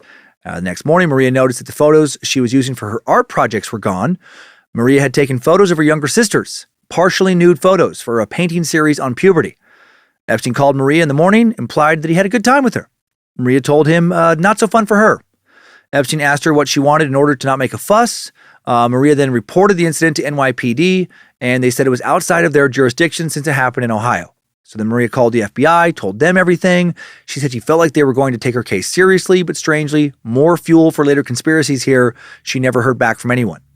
Then she found out that her 16-year-old sister, Annie Farmer, was another one of Epstein's victims. When she first started, had just met Epstein, Maria told Annie that she had a new job. Her boss wanted to help her out. He'd asked about Annie's sisters, remember? She said Epstein thought it would be, good to help Annie get into an Ivy League school like she dreamed of. If she went on an international trip, that would be good for her getting in. He'd finance the whole thing. He's just this great dude who doesn't know, these girls and just definitely doesn't want to fuck them. Just going to help them. Annie then met Epstein and Ghislaine at the giant property in New Mexico in July of 1995. Annie's mother thought she was going to meet with other students that Epstein was sending on the trip as well, because that's what Annie thought. It's what Maria thought. But when Annie got to the ranch, she realized she was alone. Ghislaine then asked her if she'd ever had any professional massages before. How nice of them. Just taking a beautiful 16-year-old girl they had no real connection to on a fun trip overseas and throwing in a pre-trip massage. Ghislaine instructed Annie to undress, lay on the massage table. Then Ghislaine asked her to turn over and expose her breasts, as one is often asked to do in massages. And I know that because my wife, Lindsay, gets massages quite a bit. And this always happens to her. Apparently, what she told me is she stores a lot of stress and tension in her tits. And the masseuse, seems to always be some fit dude with strong hands, handsome guy, has to really rub and just knead the knots out of those titties. Just get all that titty tension out. He has to. Most of her tension is actually stored in her nipples for some reason. And that titty tension apparently has to be sucked out, from what I understand. And I guess she even stores a little bit more tension in her pussy and her butthole. And I feel bad for her. It must be terrible to have just a tight, tense butthole and vagina. And the masseuse has to work so hard at loosening all of it up. Which he'll do, I guess, with whatever part of his body, fits into places the best. And that's how you work when you're a professional. No, of course, that's not how it works. Actually, it is normal to get naked for a massage, but you're supposed to be under a towel. And breasts, not exactly where a lot of people store a lot of muscle tension, since they're mostly made out of fat. The best fat. Annie was in an open room while this is going on. She knew Epstein could see what was happening, right? Felt like he was watching because he was a fucking creep. She knew the shit was inappropriate. But she's afraid to say anything. What if they took away her trip? How would she get off the ranch? How would she get home if they got really mad at her? Following Maxwell's nude massage, Epstein came into her bedroom on another morning, asked to cuddle, as a nice 52-year-old man often does with a 16-year-old girl he just met. Obviously a sign of friendship and respect. That pedo crawled into bed, started molesting her. She checked out for a while, she said, then made up an excuse to go to the restroom. Then she did her best to avoid being alone with Epstein or Maxwell the rest of her time in New Mexico. Started keeping her door locked, never told her sister or anyone else at the time what happened. When Maria asked if Epstein had done anything to her after he'd molested her, all Annie would say was that something happened that made her uncomfortable and she didn't want to talk about it. That summer, Epstein paid for Annie to travel to Thailand and Vietnam. The farmer spoke to an American investigative, a British and now American investigative journalist and author Vicky Ward for a Vanity Fair article in 2003. Vanity Fair took the info to Epstein for fact-checking. Epstein responded that the girls were infatuated with him and making things up for revenge. Infatuated with him. In my opinion, he was not an attractive guy. Why the fuck would these girls be infatuated with this fucking douchebag? He then told Vicky, who would go on to have a very successful career and establish herself as a very credible and respected journalist, that if he didn't like her article, quote, it's going to be bad for you and your family. Vicky was pregnant at the time when she was told this. Epstein said he knew all the doctors and hospitals in the area, and then weirdly even threatened to put a witch doctor curse on her unborn child. What the fuck? Dude was insane, as well as brilliant in some ways. Shortly after his encounter, Vicky's editor, Graydon Carter, found a severed fucking cat head in his garden, also found a bullet on his doorstep. And while he couldn't prove it, he was 100% convinced Epstein was behind both. And he was scared. Epstein had rattled him. So he told Vicky that the farmer story not going to be printed. Carter later denied being scared or rattled. He would issue a statement later about all this saying, Ms. Ward's reporting on this aspect of her story came in as we were going to press, simply did not meet our legal threshold. Furthermore, her recounting of the facts around the Epstein article is completely inaccurate, because she would accuse him of fucking bitching out on this. If we had 3 people on the record willing to stand up for us in court, if Epstein had chosen to sue, we would have run it. And Ms. Ward thinks this is bullshit. And she has fucking killed it since this article. She's written several New York Times bestsellers, won numerous prestigious awards in journalism, and in 2021 hosted and produced a podcast called Chasing Ghislaine for Audible. She would later profile Epstein for Vanity Fair. Graydon Carter had a fantastic career as well. He has had one, but I definitely think he's bullshitting here, and I think Epstein really scared him, which says a lot about Epstein, because Carter and Trump would go back and forth a lot on Twitter during Trump's presidency, and, you know, Carter never backed down in fear to the leader of the free world, but he did back down to Epstein, it seems. Let's meet another victim. Michelle Licata met almost 53-year-old Epstein in December of 2005 when she was just 16. Her friend wrote a note asking if she wanted to make money massaging old guys. She was told that if she went to a man's house and massaged him, she could make $200 cash. Michelle and her friend drove to Epstein's Palm Beach mansion. Friend told her to say she was 18 if she was asked. A broke teen who didn't really know how the world worked, she said yes. And she went to his Palm Beach mansion. She was led by staff to the massage room, told to wait for Jeffrey. Epstein then entered the room, quickly complimented Michelle on her appearance, straight up asked her to take off her clothes. She felt like she had to do what was asked, and when she was nude, Epstein grabbed her thighs, started masturbating. Before ejaculating, he would grab her breasts, fondle her elsewhere. She later said, he just looked like a scary sicko. I still have the vision of his face. Afterwards, he told her where the $200 was, said he'd like to see her again. She said when he grabbed her, you start thinking, okay, if I try to leave or be like, we're not going to do this, how would you leave? Like, is there a gun hidden somewhere that he was going to pull out? She was scared. And she did not go back like he asked. She went to the police. She quickly reported the incident to the Palm Beach police, and would eventually be the first of 8 victims interviewed by journalist Julie K. Brown for the Miami Herald. That investigative piece, Perversion of Justice, would win a number of awards, ultimately helped lead to Epstein's final arrest on sex trafficking charges in July of 2019. Let's meet another of the many girls Epstein assaulted. Shauna Rivera, even younger when she met Epstein in 2002, younger than the other girls I just mentioned, she was 14. Her friend had convinced her to come with her to Epstein's Palm Beach home because she was afraid to go alone. Another fucking teen girl greeted them at the door, took them to the massage room. A male staff member came to the room, greeted them. After he left, Shauna's friend said they had to take their clothes off. Then her friend exited the room, leaving Shauna alone. When Epstein comes in, he'd probably orchestrated all of this. Epstein asked how old Shauna was. She lied, said she was 15. He had no noticeable, oh my God, you're too young to be here reaction. Instead, he asked her to rub lotion on his chest and squeeze his nipples. Afterwards, Epstein told her to get the money that was laying on a table. A while later, Shauna got a call informing her that a cab was coming to take her to Epstein's house. She didn't have any money. She knew she'd get paid if she went back, so she continued going for 3 to 4 years, where she would be sexually assaulted over and over in a variety of ways. She was very poor, needed the money. Her childhood before meeting Epstein had been fucking brutal. Her father had been sent to prison when she was just 3. Then when he got out of jail, remarried, and she lived with him again, which was very unfortunate. She was physically abused by him, and not the only one to be abused. Her dad and stepmom beat her 8-year-old half-brother to death in front of her. She ran away ended up at a homeless shelter before going to live with her also impoverished grandma. She met Epstein after all that shit. And when Epstein found out, that she became one of the girls who talked to the police about what he'd done to her, cars started to follow her wherever she went. Lights were flashed into her residence by Epstein's private investigators who parked outside. Harassment escalated to such a point that one night she had to call her attorney, who sent a PI he'd hired to relocate her to a hotel for the night to make sure nothing bad happened. What a piece of shit you have to be if you're a private investigator willing to harass teen girls accusing your client of raping them. That's some serious fucking blood money you're chasing. What a soulless way for Epstein's, PIs to make a living. Shauna's current whereabouts unknown. She seems to have basically gone off the grid after everything she went through with Epstein. Haley Robson, just 16 when she met Epstein. She was poor like the other girls, felt like some well-paid massages could be her opportunity to get out of West Palm Beach. First time she went to Epstein's mansion, she entered through a side door. Massage started off normally, she said, until Epstein turned over, exposed himself, tried to touch her. She said no. Then he said, though, if she brought some friends over to the house, he'd give her $200 each for the friends. And the teen victim then became a teen pimp. She went on to work for him for over a year, recruited about 24 girls by her own recollections. Those girls would bring other girls. And while she said no to his advances, many others would not. They would be raped by the middle-aged pedophile. We've already met the next victim. Let's get to know her story a little more now. Virginia Roberts Gouffre, 16 when she got a job at Mar-a-Lago, Donald Trump's Palm Beach resort, as a locker room attendant. Her goal was to become a massage therapist.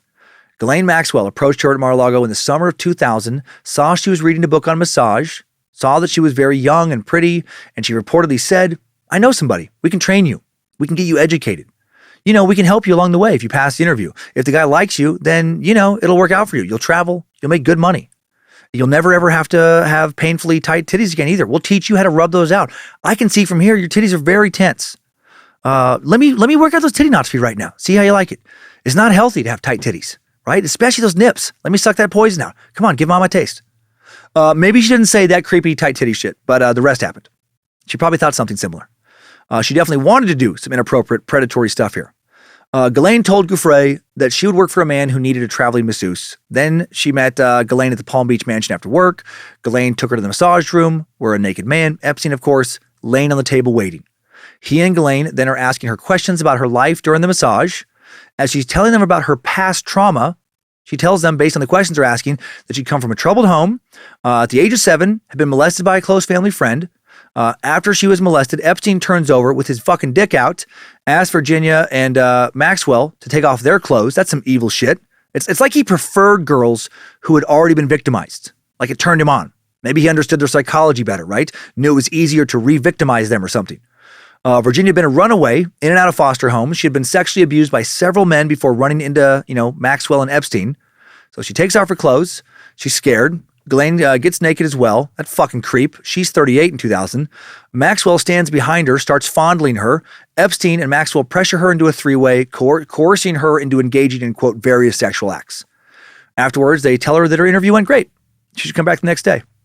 And she does because, at least these fucking predators might give her money, right? She was already used to being abused, sadly. She didn't really understand proper boundaries at that point in her life. She wanted off the streets.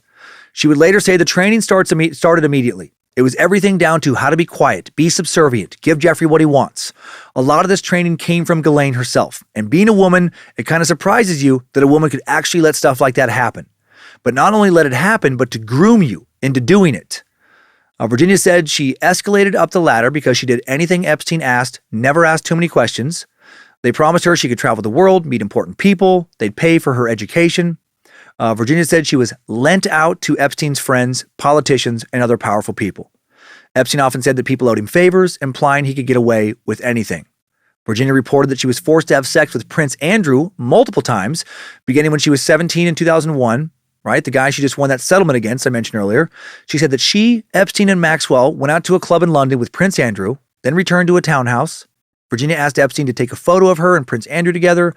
Maxwell told Virginia she'd have to do what she did for Jeffrey for Prince Andrew. Prince Andrew would claim he had no memory of having his picture taken with Virginia Gouffre in that now infamous photo. Prince Andrew also said in a November 2019 interview that he had known Epstein since 1999, and he was photographed with Epstein in December of 2010, by which time he was a convicted sex offender. He said he went to New York to break off the friendship, and that he then regretted staying at Epstein's house. What? Who goes to someone's house, a convicted sex offender's house, to break off a friendship, especially when you're a high-profile person like Prince Andrew? Send a text, motherfucker. Then he stayed the night. Get the fuck out of here. He was not heading over there to break off a friendship. He was going over there to engage in more illicit fuckery. Oh, my God.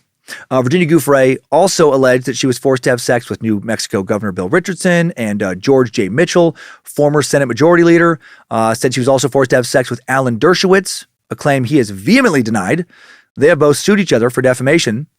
Dershowitz, highly decorated lawyer who taught classes for years at Harvard from 1964 to 2013. The 83-year-old, a regular media contributor, political commentator, legal analyst, and maybe a pedophile. Maybe. I have no proof. And I'll say no more, because that motherfucker loves to sue people. He also helped defend infamous Me Too movement predator Harvey Weinstein, and he helped O.J. Simpson. He seems to really enjoy trying to get obvious pieces of shit the most lenient sentences possible. So maybe he doesn't have the best moral compass, but he is not a convicted pedophile. I mean, I think he probably did it, but I have no proof. I'm speculating. I just really don't like him. But that does not mean he is a pedophile. I cannot stress that enough. Does he, to me, look like a pedophile? Yes. Oh my God, yes. If I had to bet my life on whether or not he was a pedophile, would I say he was? Of course I would. But I have no legal proof. I can't stress that enough. Yes, I want him to go suck a bag of dicks until he chokes and dies, but that's a personal opinion based on no proven legal evidence. And I would never do anything like that to him. I would never try to harm him in real life. I hope I have emphasized all of that enough. It's just my opinion, right? For that litigation-loving fuckface weasel, in my opinion, based on no proof of illegal activities, to come after me. Anyway, 2002, Epstein and Maxwell reportedly told Virginia they wanted her to be their surrogate. She said she reminded them that that they had promised to pay for her education. So then Jeffrey gave her a trip to Thailand, get her certified, massage therapy. Virginia called Epstein from Thailand, told him she was getting married, not coming back, hung up the phone. She later moved to Australia with her husband, and then they had 3 kids. And it seems like, although I don't think she's married anymore because she's referred to as Ms., not Mrs. anymore, that she's doing great. She went on to found SOAR, Speak Out, Act, and Reclaim, SOAR, a nonprofit focused on empowering survivors to reclaim their stories and help bring an end to sex trafficking. So, hail Nimrod, Virginia. Good on you. And hail Lucifina for you as well, for helping to take the stigma away from sexual abuse, from victims. Can't control that shit. Not your fault. Nothing to be ashamed of. Nothing inherently shameful in sexual abuse or in any other sexual act. Shame, 100% subjective. You can reclaim shame. You can throw it the fuck away. Shame on those who shame sexual abuse victims. Let's meet a few more victims, just briefly, just to speak a bit more to the totality of all this. Victim Courtney Wild, molested by Epstein when she was only 14 years old, back in 2002, right? She was in middle school, a fucking 8th grader. She claimed to have went on to recruit 70 to 80 girls for him. She said, he told me he wanted them as young as I could find them. Jesus Christ. He wanted as many girls as I could get him. Monster was truly insatiable. Not all of Epstein's victims were underage. We've already mentioned, at least one who wasn't. Alicia Arden also met Epstein in 1997 when she was in her mid-20s. She met Epstein at Shutters on the Beach, a hotel in Santa Monica, California, thinking she was coming to audition to become a Victoria's Secret model. He looked through her pictures, asked to see her in her underwear. When she undressed, he touched her inappropriately. Alicia feared he was going to rape her, probably because that's exactly what he wanted to do. She fled. Afterwards, she drove to the police department to make a report. But Epstein did not get in any trouble. She never heard back from investigators. Sarah Ransom met Epstein in 2006. She was 22, decided to move to New York, went out to a club, met a girl who said she knew an amazing guy who was a philanthropist. This girl said he could make dreams come true. She was told this man, later wanted to meet her. Then Sarah met Epstein at a movie theater. And at first, she said he seemed kind and caring. She got a call from a friend a few days later. Jeffrey thought she was cool. He wanted to pay for her education at FIT, the Fashion Institute of Technology. She was invited to get on his plane, travel to his private island, so she did. On that flight, she said shit got real fucked up. She said during the flight, Epstein started having sex with a girl she assumed was underage in front of her and numerous other passengers, most of whom also appeared to be teen girls. She said everyone just pretended to ignore it. How surreal. At the private airport they landed at, Sarah noticed that all the staff bent over backwards to welcome him, even when he had an entourage of very young girls with him. She said everyone just acted like, what was happening right before their eyes just wasn't even happening. And then, on Little St. James, she said she ended up in a massage room with Epstein. He asked her to get on the massage table and then violently raped her. She said this was the first of several times she was raped that trip. She said she tried to escape the island after being raped 3 times in one day. Was that fucking guy living on Viagra? I mean, in addition to being such a vile piece of shit, his sex drive was off the charts. I mean, he attacked her 3 times in one day. I doubt he didn't attack someone else. What was happening to the other girls that he'd flown in? I doubt they were being left alone.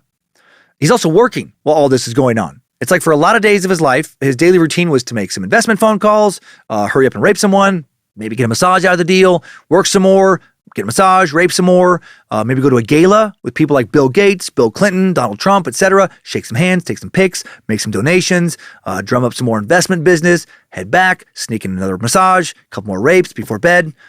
How is this his real fucking life? Sarah said that she went to a remote area of the island, right? She was planning her escape, was hiding, and then Epstein found her just a few minutes later. She became convinced that she was being recorded everywhere on the island, that there was surveillance equipment everywhere. After all that, Epstein put her up in a New York apartment he had separate of his giant Manhattan home, right? After he just does these things and acts like he has done nothing wrong. He gives her money for food, arranges for all her transportation. Sarah was in some kind of super fucked up Stockholm Syndrome relationship of sorts with Epstein now for 8.5 months before leaving, moving far, far away and hiding from him. That surveillance equipment note of hers I find fascinating. Was he recording friends of his, as I mentioned earlier, also getting massages maybe, also raping underage girls that turned into sex, or, that all that happened on Pedophile Island? Speculating again here, but I bet he was. And maybe, again, he picked up that idea from Ghislaine's dad. Would he invite powerful people for private parties? Sometimes let them know that if they wouldn't do what he wanted, or threaten to testify on him, that he had evidence of them having sex with minors? Is that why he'll get off so lightly the first time he gets convicted of sex crimes in Florida? Is that the kind of shit people worried about him making public the second time he was arrested before he died? Is that why he may have been killed? I don't know. So much stuff to think about with all this. So many things I wonder about. One more victim, someone we already met briefly before returning to the timeline. Shantae Davies met Epstein when she was 21. In 2001, she worked for him as a sock puppet designer. Did I mention that Epstein really loved sock puppets? Because why not? He really loved 3 things in life, apparently: making lots of money, molesting teen masseuses, and well-constructed dramatic 3-act sock puppet performances.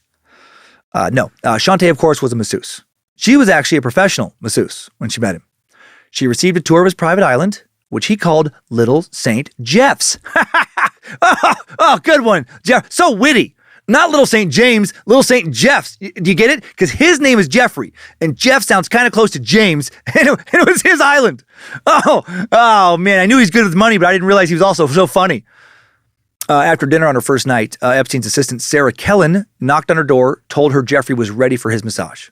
Massage started off normal until Epstein flipped out, threw her on the bed, held her wrists together, and raped her. And then afterwards, left to go for a shower, like it was no big deal. And she ran from the room. Then the next year, she was invited to go on that trip to Africa, where she would meet Bill Clinton, Kevin Spacey, Chris Tucker, asked to be his personal assistant, and she did go. The guy was so good at being so manipulative, so good at abusing people, then making them think that maybe they had brought it on themselves somehow or something. He was a fucking evil wizard. She said she did not experience any sexual abuse in Africa. But then after the trip, she said Ghislaine Maxwell encouraged her to bring her 17-year-old sister out to lunch with Jeff. And sadly, she would do that. She later said it never occurred to her that Epstein was abusing other girls. She thought maybe it was just something that he did with her, something that maybe she brought out in him for whatever reason. At the lunch, Epstein and Ghislaine said they wanted to send her sister to Spain. Shantae didn't learn until 2005 that Epstein sexually abused her sister multiple times. Her sister also told her about an altercation with Harvey Weinstein, a man Epstein introduced her to. Yeah, I'm sure those two sick fucks got along great. Weinstein's assistants later sent apology notes and flowers to her sister after he reportedly raped her. Shantae then finally told Epstein that she was done working for him. He said she would get nowhere in life without his help and hung up. She says she still struggles to come to terms with why she didn't attempt to break free earlier to this day. She said that Maxwell and Epstein destroyed my life in every way, my relationships, my family life, and my health. She seems to hate Maxwell as much as Epstein, describing her as a monster in every sense of the word, and I don't blame her. Okay, back to the timeline now. After one little creepy note, I don't want to forget pertaining to other victims. On a 2020 lawsuit, Denise N. George, the Attorney General of the Virgin Islands, said that Epstein brought girls to his private island and used some sort of a surveillance database to track their movements. He said that one 15-year-old girl actually tried to swim away, but Epstein and some paid goons of his captured her and took her passport. I read reports about other victims trying to swim away. No one I read about seemed to have made it. Everyone was captured and brought back. It all feels like some kind of fucked up movie more than real life, which again has made this prime fodder for conspiracies. I mean, the truth we know for sure feels like some kind of wackadoodle conspiracy. It's so over the top. Back in Florida now, May of 2006, Epstein charged with multiple counts of unlawful acts with a minor. He pleads not guilty, claiming all his encounters were consensual and that he believed the girls were at least 18. Right. Barry Kirshner, state attorney, prosecutor in the case, assures the Palm Beach police chief this is going to be an easy case. Right? Open and shut. They're going to put Epstein away for life. But then Epstein hires a dream team of 8 defense attorneys, including Kenneth Starr, Roy Black, Jay Leifkowitz, Gerald Lefcourt, and Alan Dershowitz, who I think, again, is a fucking lowlife, who I would only piss on if he wasn't on fire, because I wouldn't want to put the flames out. But that's just me. I'm sure a lot of people think he's a great guy. I'm sure a lot of rapists and pedophiles he has probably helped keep out of prison think he's awesome, but not me. Just my opinion based on no record of him doing anything illegal, to be clear. June of 2006, grand jury hears from one of Epstein's accusers, indicts him on one count of solicitation of prostitution. Following month, July 2006, FBI now opens a federal investigation in Florida, New York, other locations in the U.S. based on accusations from more victims. Epstein starts fighting back. Reporters for WPTV, West Palm Beach's local NBC affiliate, start getting weekly death threats regarding continuing to report on the Epstein case. Brad Edwards, an attorney for the victims, is stalked and threatened. Victims start reporting shit like having fake law enforcement officers contact them and intimidate them. The FBI approaches sisters Maria and Annie Farmer about their 1996 report. When Ghislaine Maxwell finds out that Maria is talking to the feds, she threatens to destroy her career and threatens her life. The harassment only stops once she makes it to North Carolina, changes her name, and hides. 2007, the FBI suddenly becomes unwilling to talk about the case with the West Palm Police Department after previously keeping them updated constantly. Police Chief Michael Ryder gets the feeling that something's going on behind the scenes, once again fueling more conspiracy shit here. Did Epstein have dirt on some FBI higher-ups? Were any politicians he had dirt on pressuring the FBI to make all this go away? On June 30th, 2008, Epstein pleads guilty to one count. Just one fucking count of solicitation of prostitution and one count of solicitation of prostitution of a minor under the age of 18. What the fuck? That's cool, right? Label some teen girl as a prostitute, make a rape victim look like a criminal, and then just ignore all the other victims. Local investigators think he has sexually abused at least over 50 victims in Florida alone at this point. They have loads of evidence of multiple sex crimes against underage girls, and he pleads to just this bullshit, right? Did he have dirt on the fucking judge too, the prosecution? Epstein got the deal of the century, also known as a sweetheart deal from Florida prosecutors. Epstein managed to completely avoid federal charges, right? He pled guilty only to the 2 state charges for an 18-month sentence plus community service, work release, and registering as a sex offender. Additionally, the FBI agreed to end their investigation into both him and his co-conspirators and grant them immunity from further prosecution in the Southern District, of Florida. What's going on? Seems a bit shady. Oh, and most of that was also hidden from the public and hidden from the victims. If Epstein wasn't working for the feds, he sure as fuck was either strongly connected to them somehow or could bring people down they didn't want him to bring down. Something for sure that is shady as fuck went on here. Alexander Acosta, U.S. Attorney for the Southern District of Florida at this time, claimed he felt he had no choice but to give Epstein the deal because he was told that Epstein worked for the government. He was told to give that deal by people above him, right? God, what is going on, right? The more you look into this, the harder it becomes to laugh off the tinfoil hat crowd. Who got to Acosta? Acosta would take a lot of heat for this. He would later resign as Trump's Secretary of Labor over this, but was it really his fault? Or did someone above him, maybe someone in the FBI, did they order him to go real soft on Epstein? On the day the deal was signed, Epstein's attorney sent an email to the federal prosecutor saying, please do whatever you can to keep this from becoming public. And then they did. A month later, attorney Jay Leifkowitz sends a letter to Alex Acosta saying, neither federal agents nor anyone from your office should contact the victims to inform them of the resolution of this case. Not only would that violate the confidentiality of the agreement, but Mr. Epstein will have no control over what is being communicated to the identified individuals at this most critical stage. We believe it is essential that we participate in crafting mutually acceptable communication to the victims. What the fuck is happening here?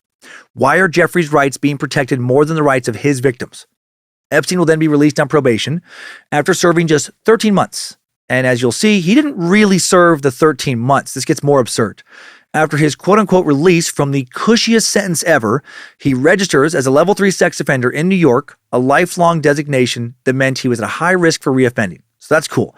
High risk for reoffending, but let's cut him loose in 13 months. Good job, criminal justice system. Way to consistently take it easy on sexual predators.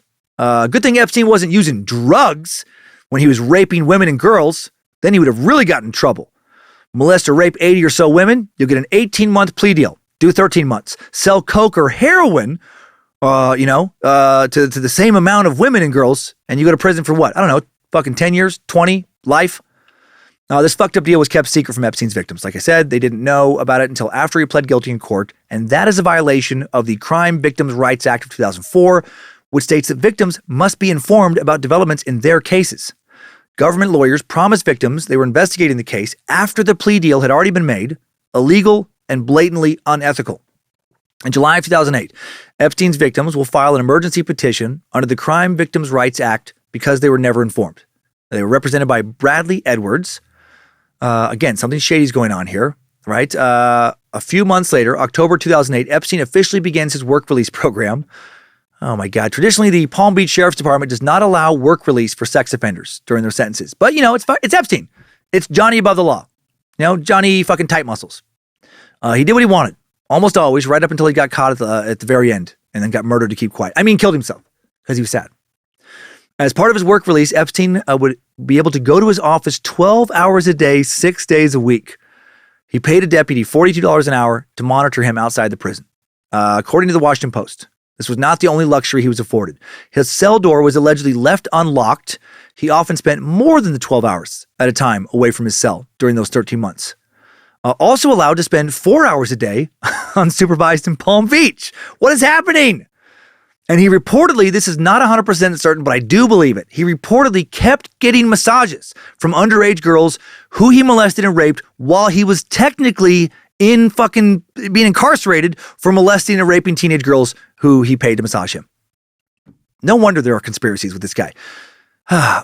July of 2009, Epstein is released from fake jail after kind of, but not really serving 13 months. 2 years later, November of 2011, that's when he registers as a level 3 sex offender in New York. Why was he allowed to wait that fucking long? None of this makes sense.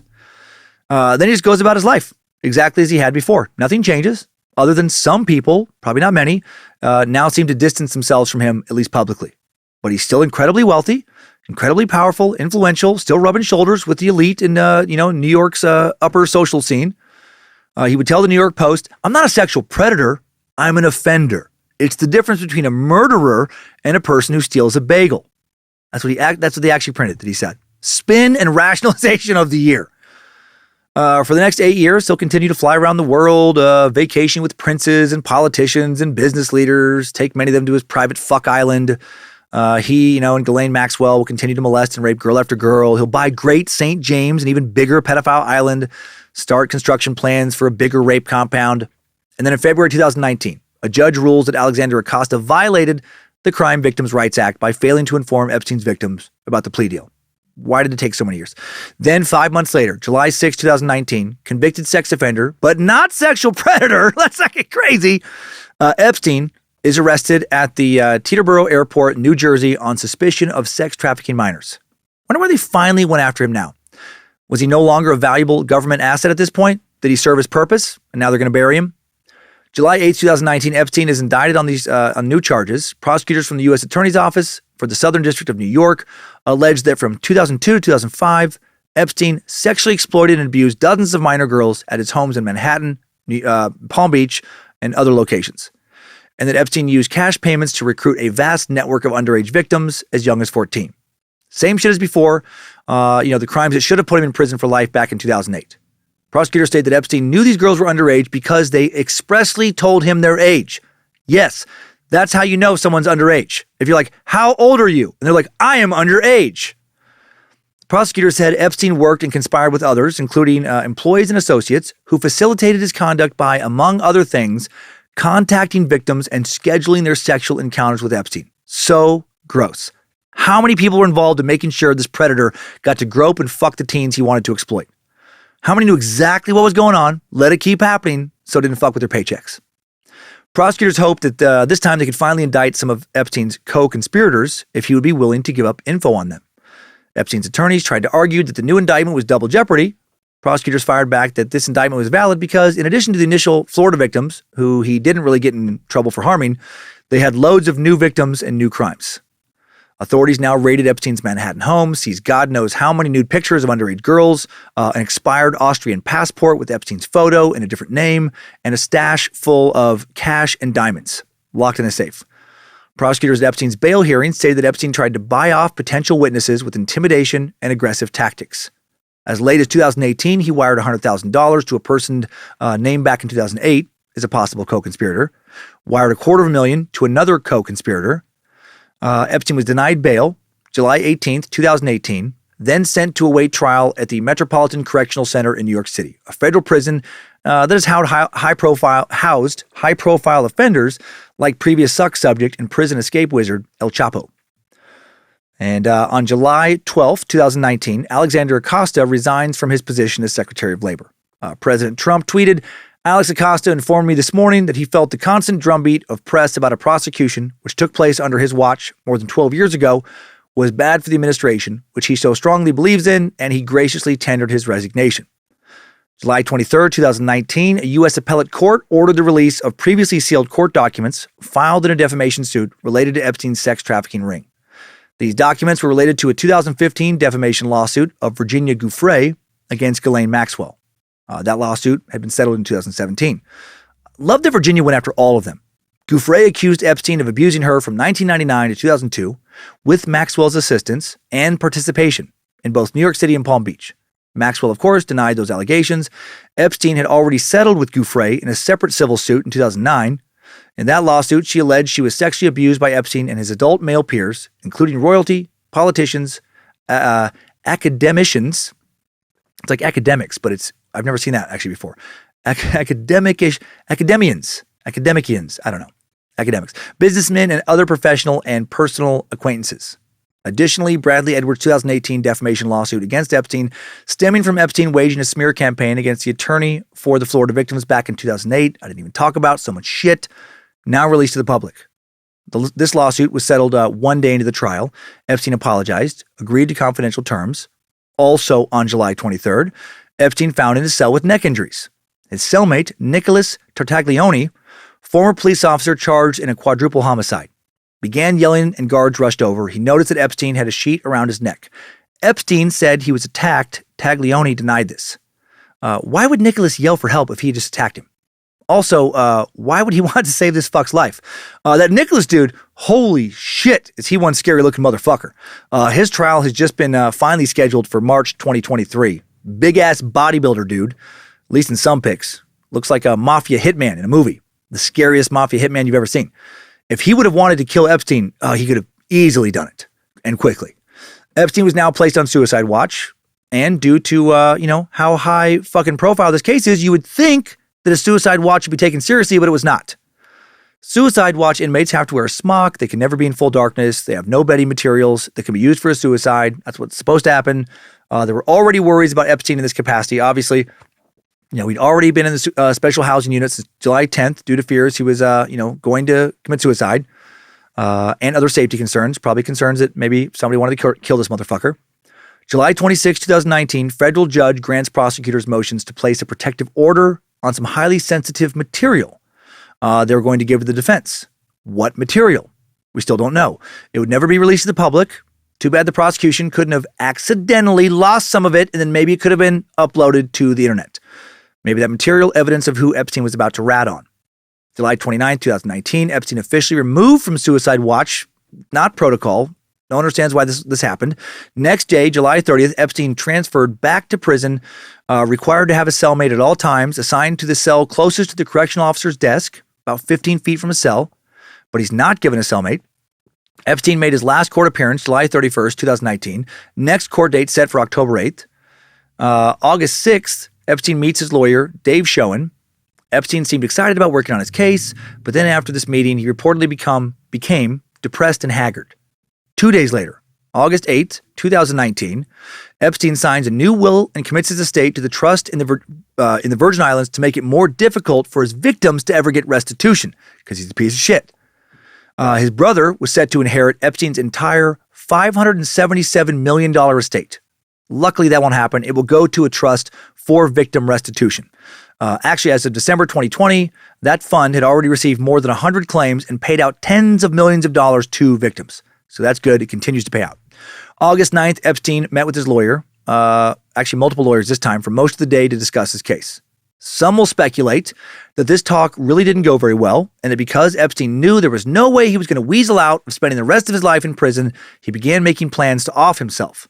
Others speculate he talked with his lawyers for so long about what big names he was going to throw under the bus to save his ass.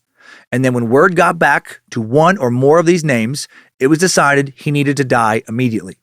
Whatever the case, the following morning, August 10th, 2019, 66-year-old Epstein found dead in his cell, 6:33 a.m. He's found with a bedsheet tied around his neck, tied to the top bunk bed in his cell. Epstein had leaned forward with enough force not only to hang himself, but also to break several of his neck bones, including the hyoid bone, a U-shaped bone in the neck which supports the tongue. I may not have one of those. That's why my tongue doesn't work right.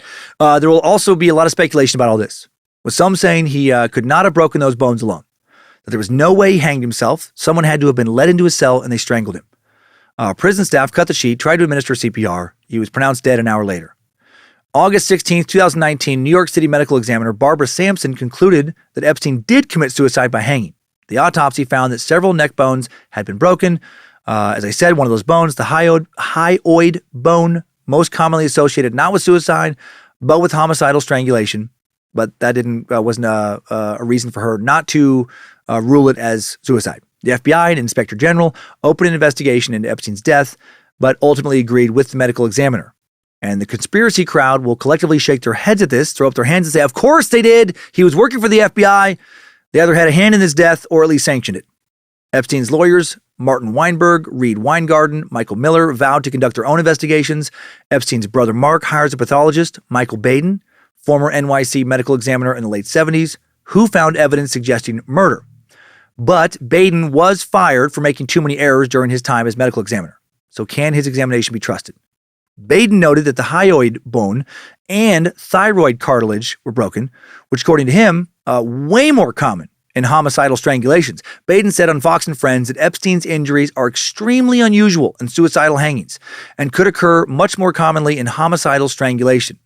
Then Jonathan Arden, president of the National Association of Medical Examiners, told the Washington Post, if hypothetically the hyoid bone is broken, that would generally raise questions about strangulation, but it is not definitive and does not exclude suicidal hanging. The Washington Post also wrote that as people age, the hyoid bone does become more brittle and easier to break. New York City medical examiner Barbara Sampson responded to Baden's claim, saying, our investigation concluded that the cause of Mr. Epstein's death was hanging and the manner of death was suicide. We stand by that determination. We continue to share information around the medical investigation with Mr. Epstein's family, their representatives, and their pathology consultant. The original medical investigation was thorough and complete. There's no reason for a second medical investigation by our office. Very curiously to me, neither Barbara Sampson, nor Jonathan Arden, nor Michael Baden publicly disclosed ever the very real possibility that my fucking dad killed Jeffrey Epstein. I don't know where he was on August 9th or 10th, 2019. No one does. Yeah, he's 65 at this time, but a strong 65 with unusually strong hands, built up by decades of logging and construction work. Maybe more fire in his belly than most. Dad watch. If only he had been active in New York at this time, we might be able to solve this mystery. And that nonsense will take us out of this Timesuck timeline. Good job, soldier. You made it back. Barely.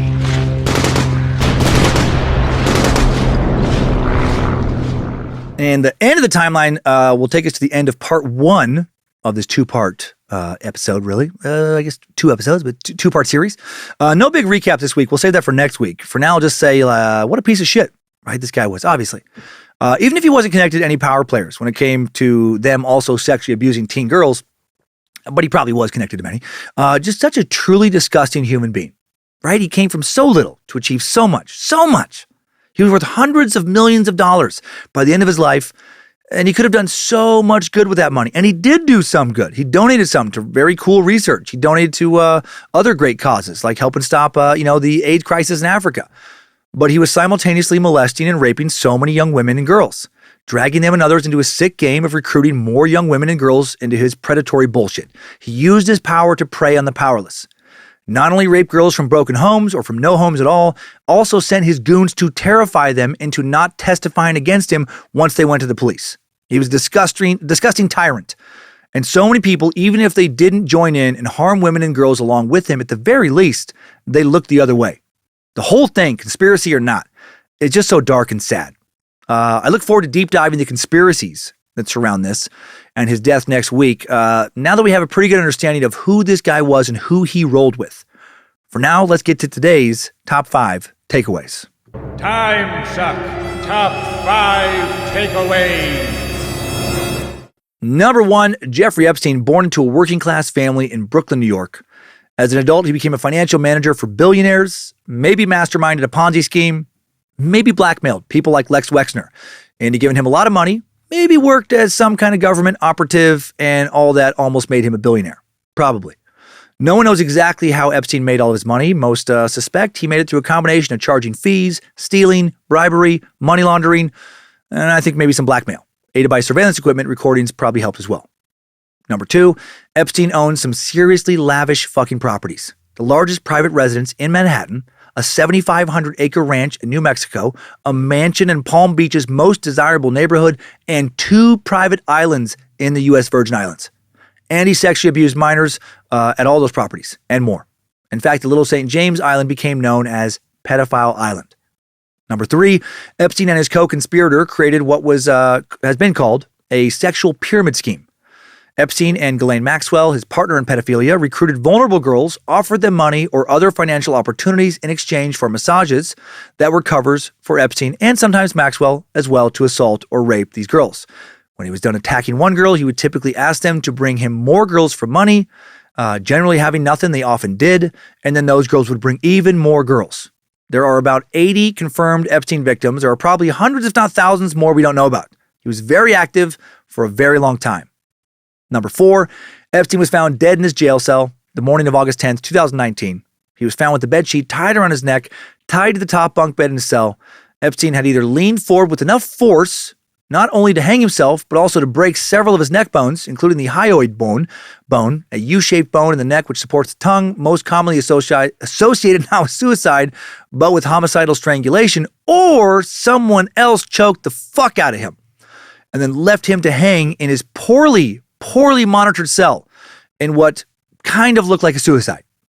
Number 5, new info. One of Epstein's numerous strange scientific interests was cryonics, low temperature freezing and storage of human remains, with the speculative hope that resurrection may be possible in the future. Cryonics is fringe science at best, more sci-fi than science, with the overwhelming majority of scientists believing that this type of resurrection is most likely impossible. Nevertheless, per a 2019 Vanity Fair article on Epstein, one adherent of transhumanism said that he and Mr. Epstein discussed the financier's interest in cryonics, an unproven science in which people's bodies are frozen to be brought back to life in the future. Mr. Epstein told this person that he wanted his head and penis to be frozen.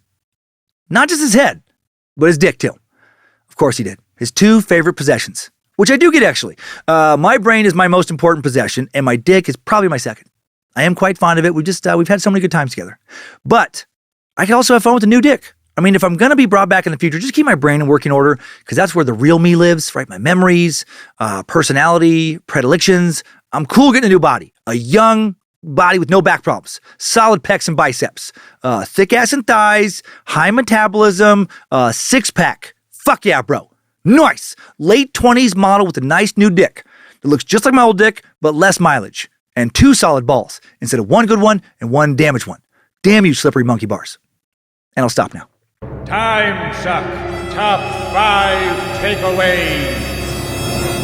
Jeffrey Epstein Suicide Conspiracies, part 1 of 2 has been sucked. Hope you're interested enough to stick around for another week at this dirtbag. Thank you to the Bad Magic Productions team for their help in making Timesuck every week. Thanks to Queen of Bad Magic, Lindsay Cummins. Thanks to the Reverend Dr. Joe Paisley for production. Thanks to BitElixir for upkeep on the Timesuck app. Logan, Art Warlock, Keith, creating the merch at badmagicmerch.com. And for running socials with Liz, the Enchantress Hernandez.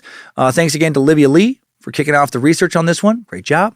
And thanks to the All-Seeing Eyes moderating the Cult of the Curious private Facebook page. Thanks again to Beefsteak and his mod squad running Discord. More and more people talking lately about how much they love the Discord community. Good on all you Discord meat sacks. You can easily link to Timesuck's community via the Timesuck app. Also, we have a Timesuck subreddit I didn't even know about. Almost 7,000 members. It was just brought to my attention. We don't moderate it. Honestly, I don't know a lot about how that even works on Reddit. But I love that some of you have taken it upon yourselves to create that and to keep it going and checking it out. Looks like a lot of people are having fun in there. So if you're a Reddit user, please go check that out. Next week, we, of course, dig into the conspiracies that surround Epstein. Within hours of the announcement of Epstein's death, right? The hashtags Epstein murder, Clinton body count, Trump body count, trending hard on social media. Conspiracies that were already being discussed online before he died pick up steam. Did someone supposedly linked along with Epstein to some kind of Illuminati power players pedophile ring have him killed before he could share that they were also abusing young girls? Did President Trump have him killed? Did former President Bill Clinton have him killed? Who else, may have had the wealth and power necessary to snuff him out inside a prison cell? Why did they want him dead? What did they do? How deep does it all go? This is the territory we'll be exploring next week. We'll get into all kinds of comedic wackadoodle shit and also some stuff that might make you think, that doesn't actually sound that crazy. I think, someone probably did have him killed. I still have to finish my research, so I don't even know what weird corners of the web for sure we'll find ourselves in, but I am sure we'll find ourselves in some fucking weird corners. For right now, let's head on over to this week's Timesucker updates. Updates? Get your Timesucker updates. I have said in the past that I love thoughtful dissent and disagreement, and I do. So let's start with some today. Disappointed meat sack Liz. I usually like to leave last names with critiques out so they don't get unwanted backlash. So doing that here. And Liz writes, I'm so mad at your apology to Elise about religion. The consequences of religion on our global community are blatant, and we ignore them at our peril. Encouraging people to believe that they can commit any sin with the notable and telling exception of suicide for Abrahamic religions and just ask an invisible sky man for forgiveness allows religious devotees to be fully unaccountable for their actions. I'm weak, forgive me so I can do it again. I really like a lot of the content in your shows, but I'm a bit put off by what seems to be your unwillingness to hold an evidence-based opinion on important matters. Live and let live is only a practical strategy if everyone is expected to behave similarly. I will never be willing to give Elisa's questionably considered lifestyle a pass so her priest can pocket tithings and rape children. When good people pretend they can live a moral life styled after an astonishingly, demonstrably immoral paradigm, they don't deserve to have their point of view aired. I'm so disappointed that you failed to recognize this. Liz, coming in hot. All right. I too have focused, and often in the past, on exactly what you're focusing in on here. The negative aspects of faith. But I think you seem to have forgotten that faith and faith-based actions, not always negative, not at all. We can choose to focus, to use your example, on, say, Catholic sex scandals and wealth grifted off the backs of the poor with excessive tithings. I have pointed out so many scandals based in religion. But also the Catholics have built many fantastic universities that have given many Christians and non-Christians alike amazing educations. Like myself, I received a Jesuit education. I'm thankful I did. And maybe ironically to you, I took critical thinking classes taught by a priest. I also give 20% of our Patreon subscription money to charity every month. We've donated over $400,000 and counting so far to charity, and the inspiration to give back for me and for Lindsay, I think religion in a large sense. Christian friends. I've had friends, definitely for me, who have traveled overseas to build schools, homes, help provide clean water for impoverished people, other amazing things. And did this for people who weren't always Christian. What compelled them to do so? Their faith. So many great acts have also been done because of faith. Catholics have not just done horrible things. They founded thousands of soup kitchens, shelters around the world. They fed millions and millions of homeless people when no one else would, and they didn't just provide shelter or feed Christians. They have built so many orphanages, that aren't just for Christian children. The vast majority of those orphans not molested. Faith has led to so much good, in addition to so much bad. And the faithless also commit atrocities, just like the faithful. Removing that paradigm does not make humanity better, right? We have seen that. Also, your live and let live assessment of my relationship with religion is just not accurate. When religion has led to horrible actions, I have not been shy about pointing that out. I just don't want to throw the baby out with the bathwater, right? But yeah, Stalin, Pol Pot, many other ruthless leaders who despise religion have done terrible things.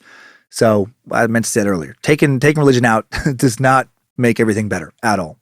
But thank you for giving me the opportunity to further clarify my stance on that, Liz, because I do like to do so.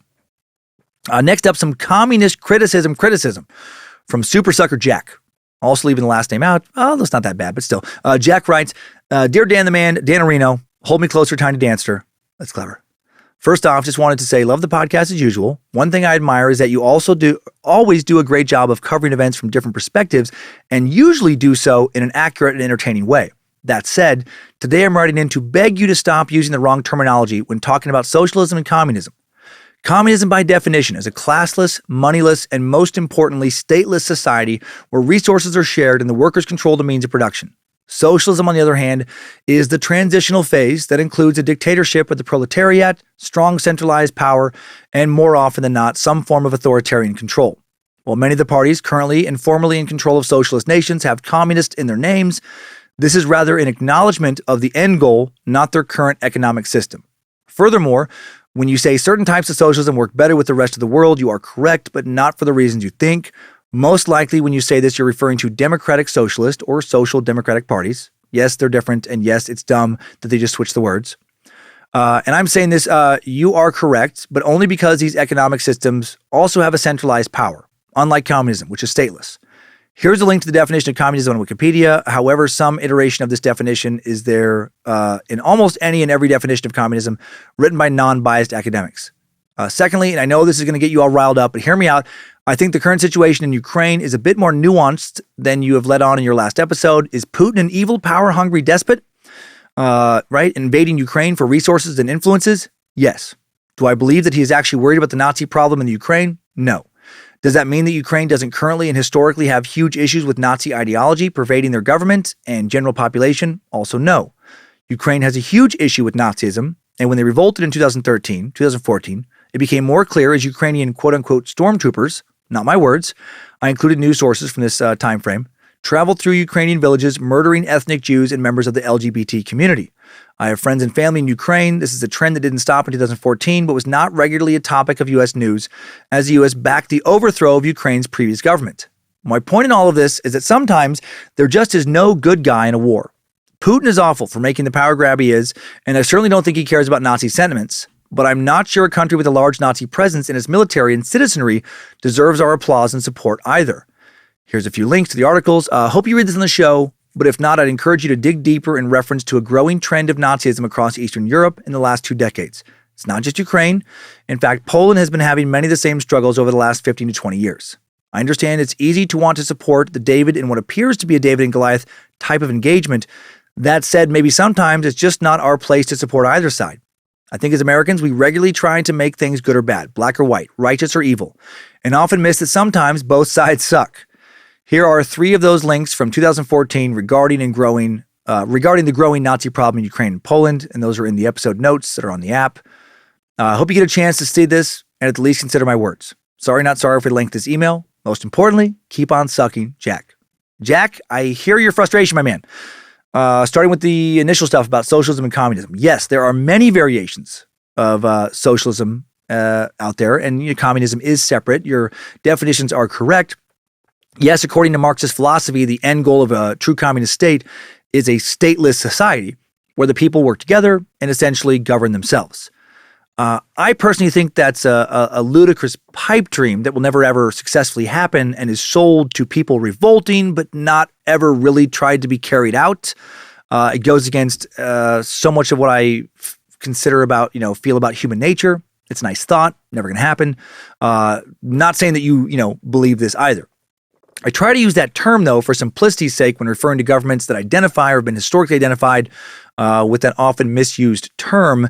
And that term the definition I feel like has kind of morphed over time, right, as far as common usage. I also use it to differentiate, like what Marx intended is not what it kind of is used for now, is what I'm trying to say. And I also use it to differentiate, say, the Soviet Union with like Sweden, a country with the government often classified as democratic socialism.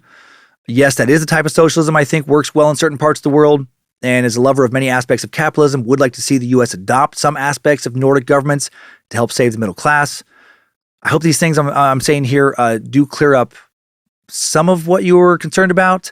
I just think that there is the word as it was originally defined, and then there, is the word as we use it today. Just language changes so much that words end up meaning different things to different people. Yeah, you got to keep somewhat, it's like the original definition to prevent like chaos, but you also can't ignore like common usage. So when I'm using it, I do lean on common modern usage, not original theoretical definitions. With Ukraine, yes, you are right. There have been real problems with neo-Nazi extreme far-right ideology. We have growing problems in this country with white uber-conservative nationalism. However, for me, that's a problem you deal with after kicking Russia the fuck back to Russia. To me, they are still the way worse bad guy. And punishing, their government severely for the war crimes they're committing should be a priority. Then the hope is that the rise of the far right over there is addressed, right? And again, it's a problem, that's actually growing around the world, unfortunately, not just in Poland and the Ukraine, here, New Zealand, Australia, it's all over the place. And I just don't think we can use that problem in any way to justify literally anything Putin has done.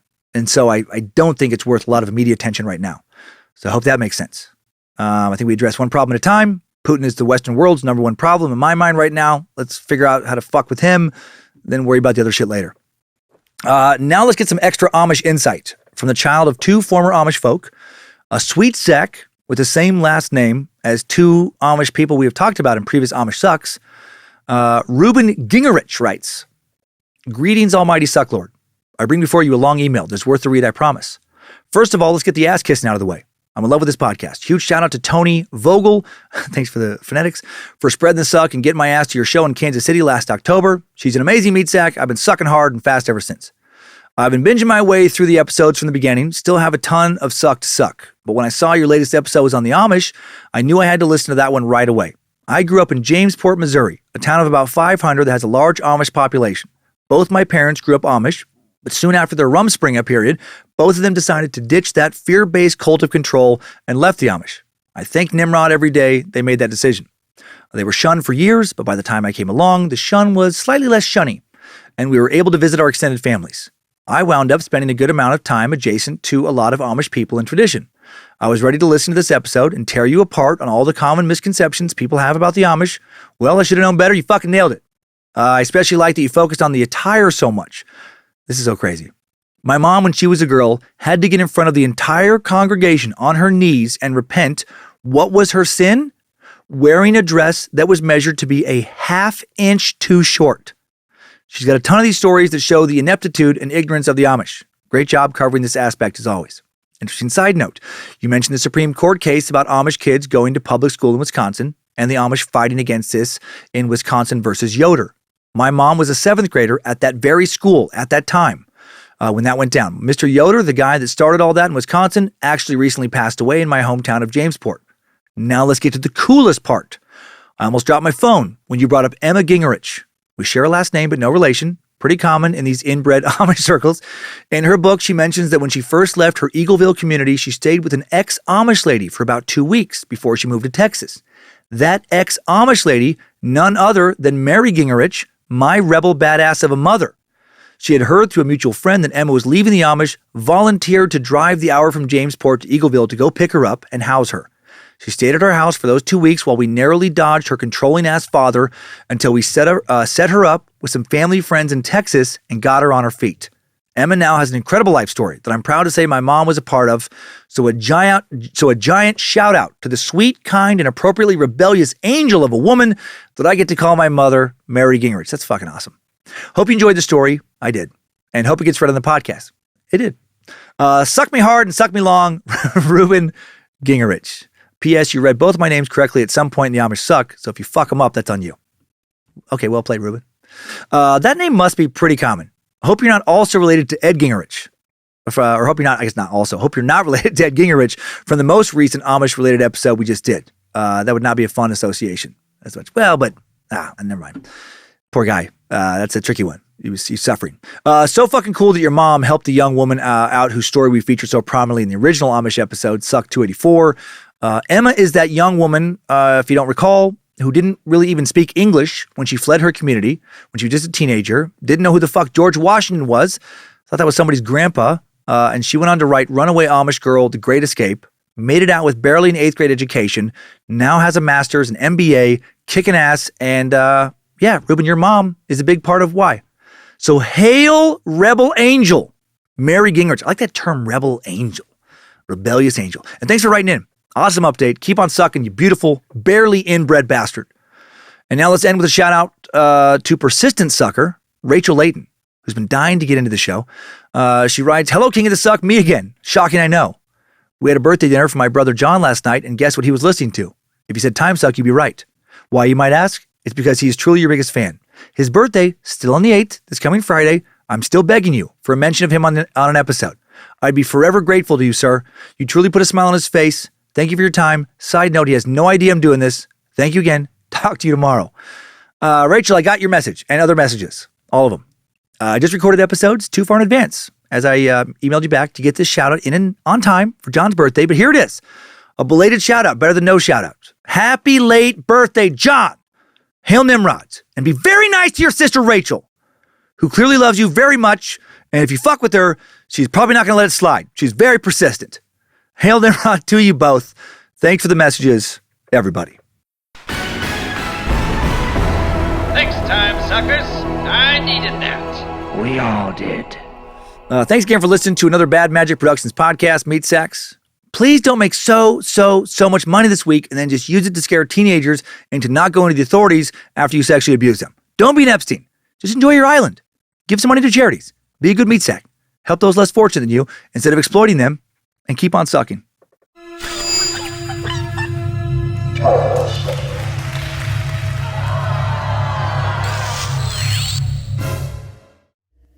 Bad Magic Productions.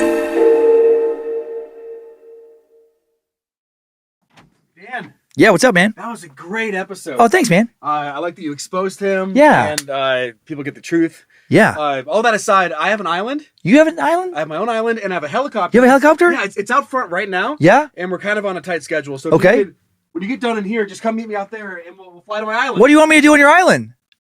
We'll figure it out. We'll figure it out. I wonder, wait a minute. His island.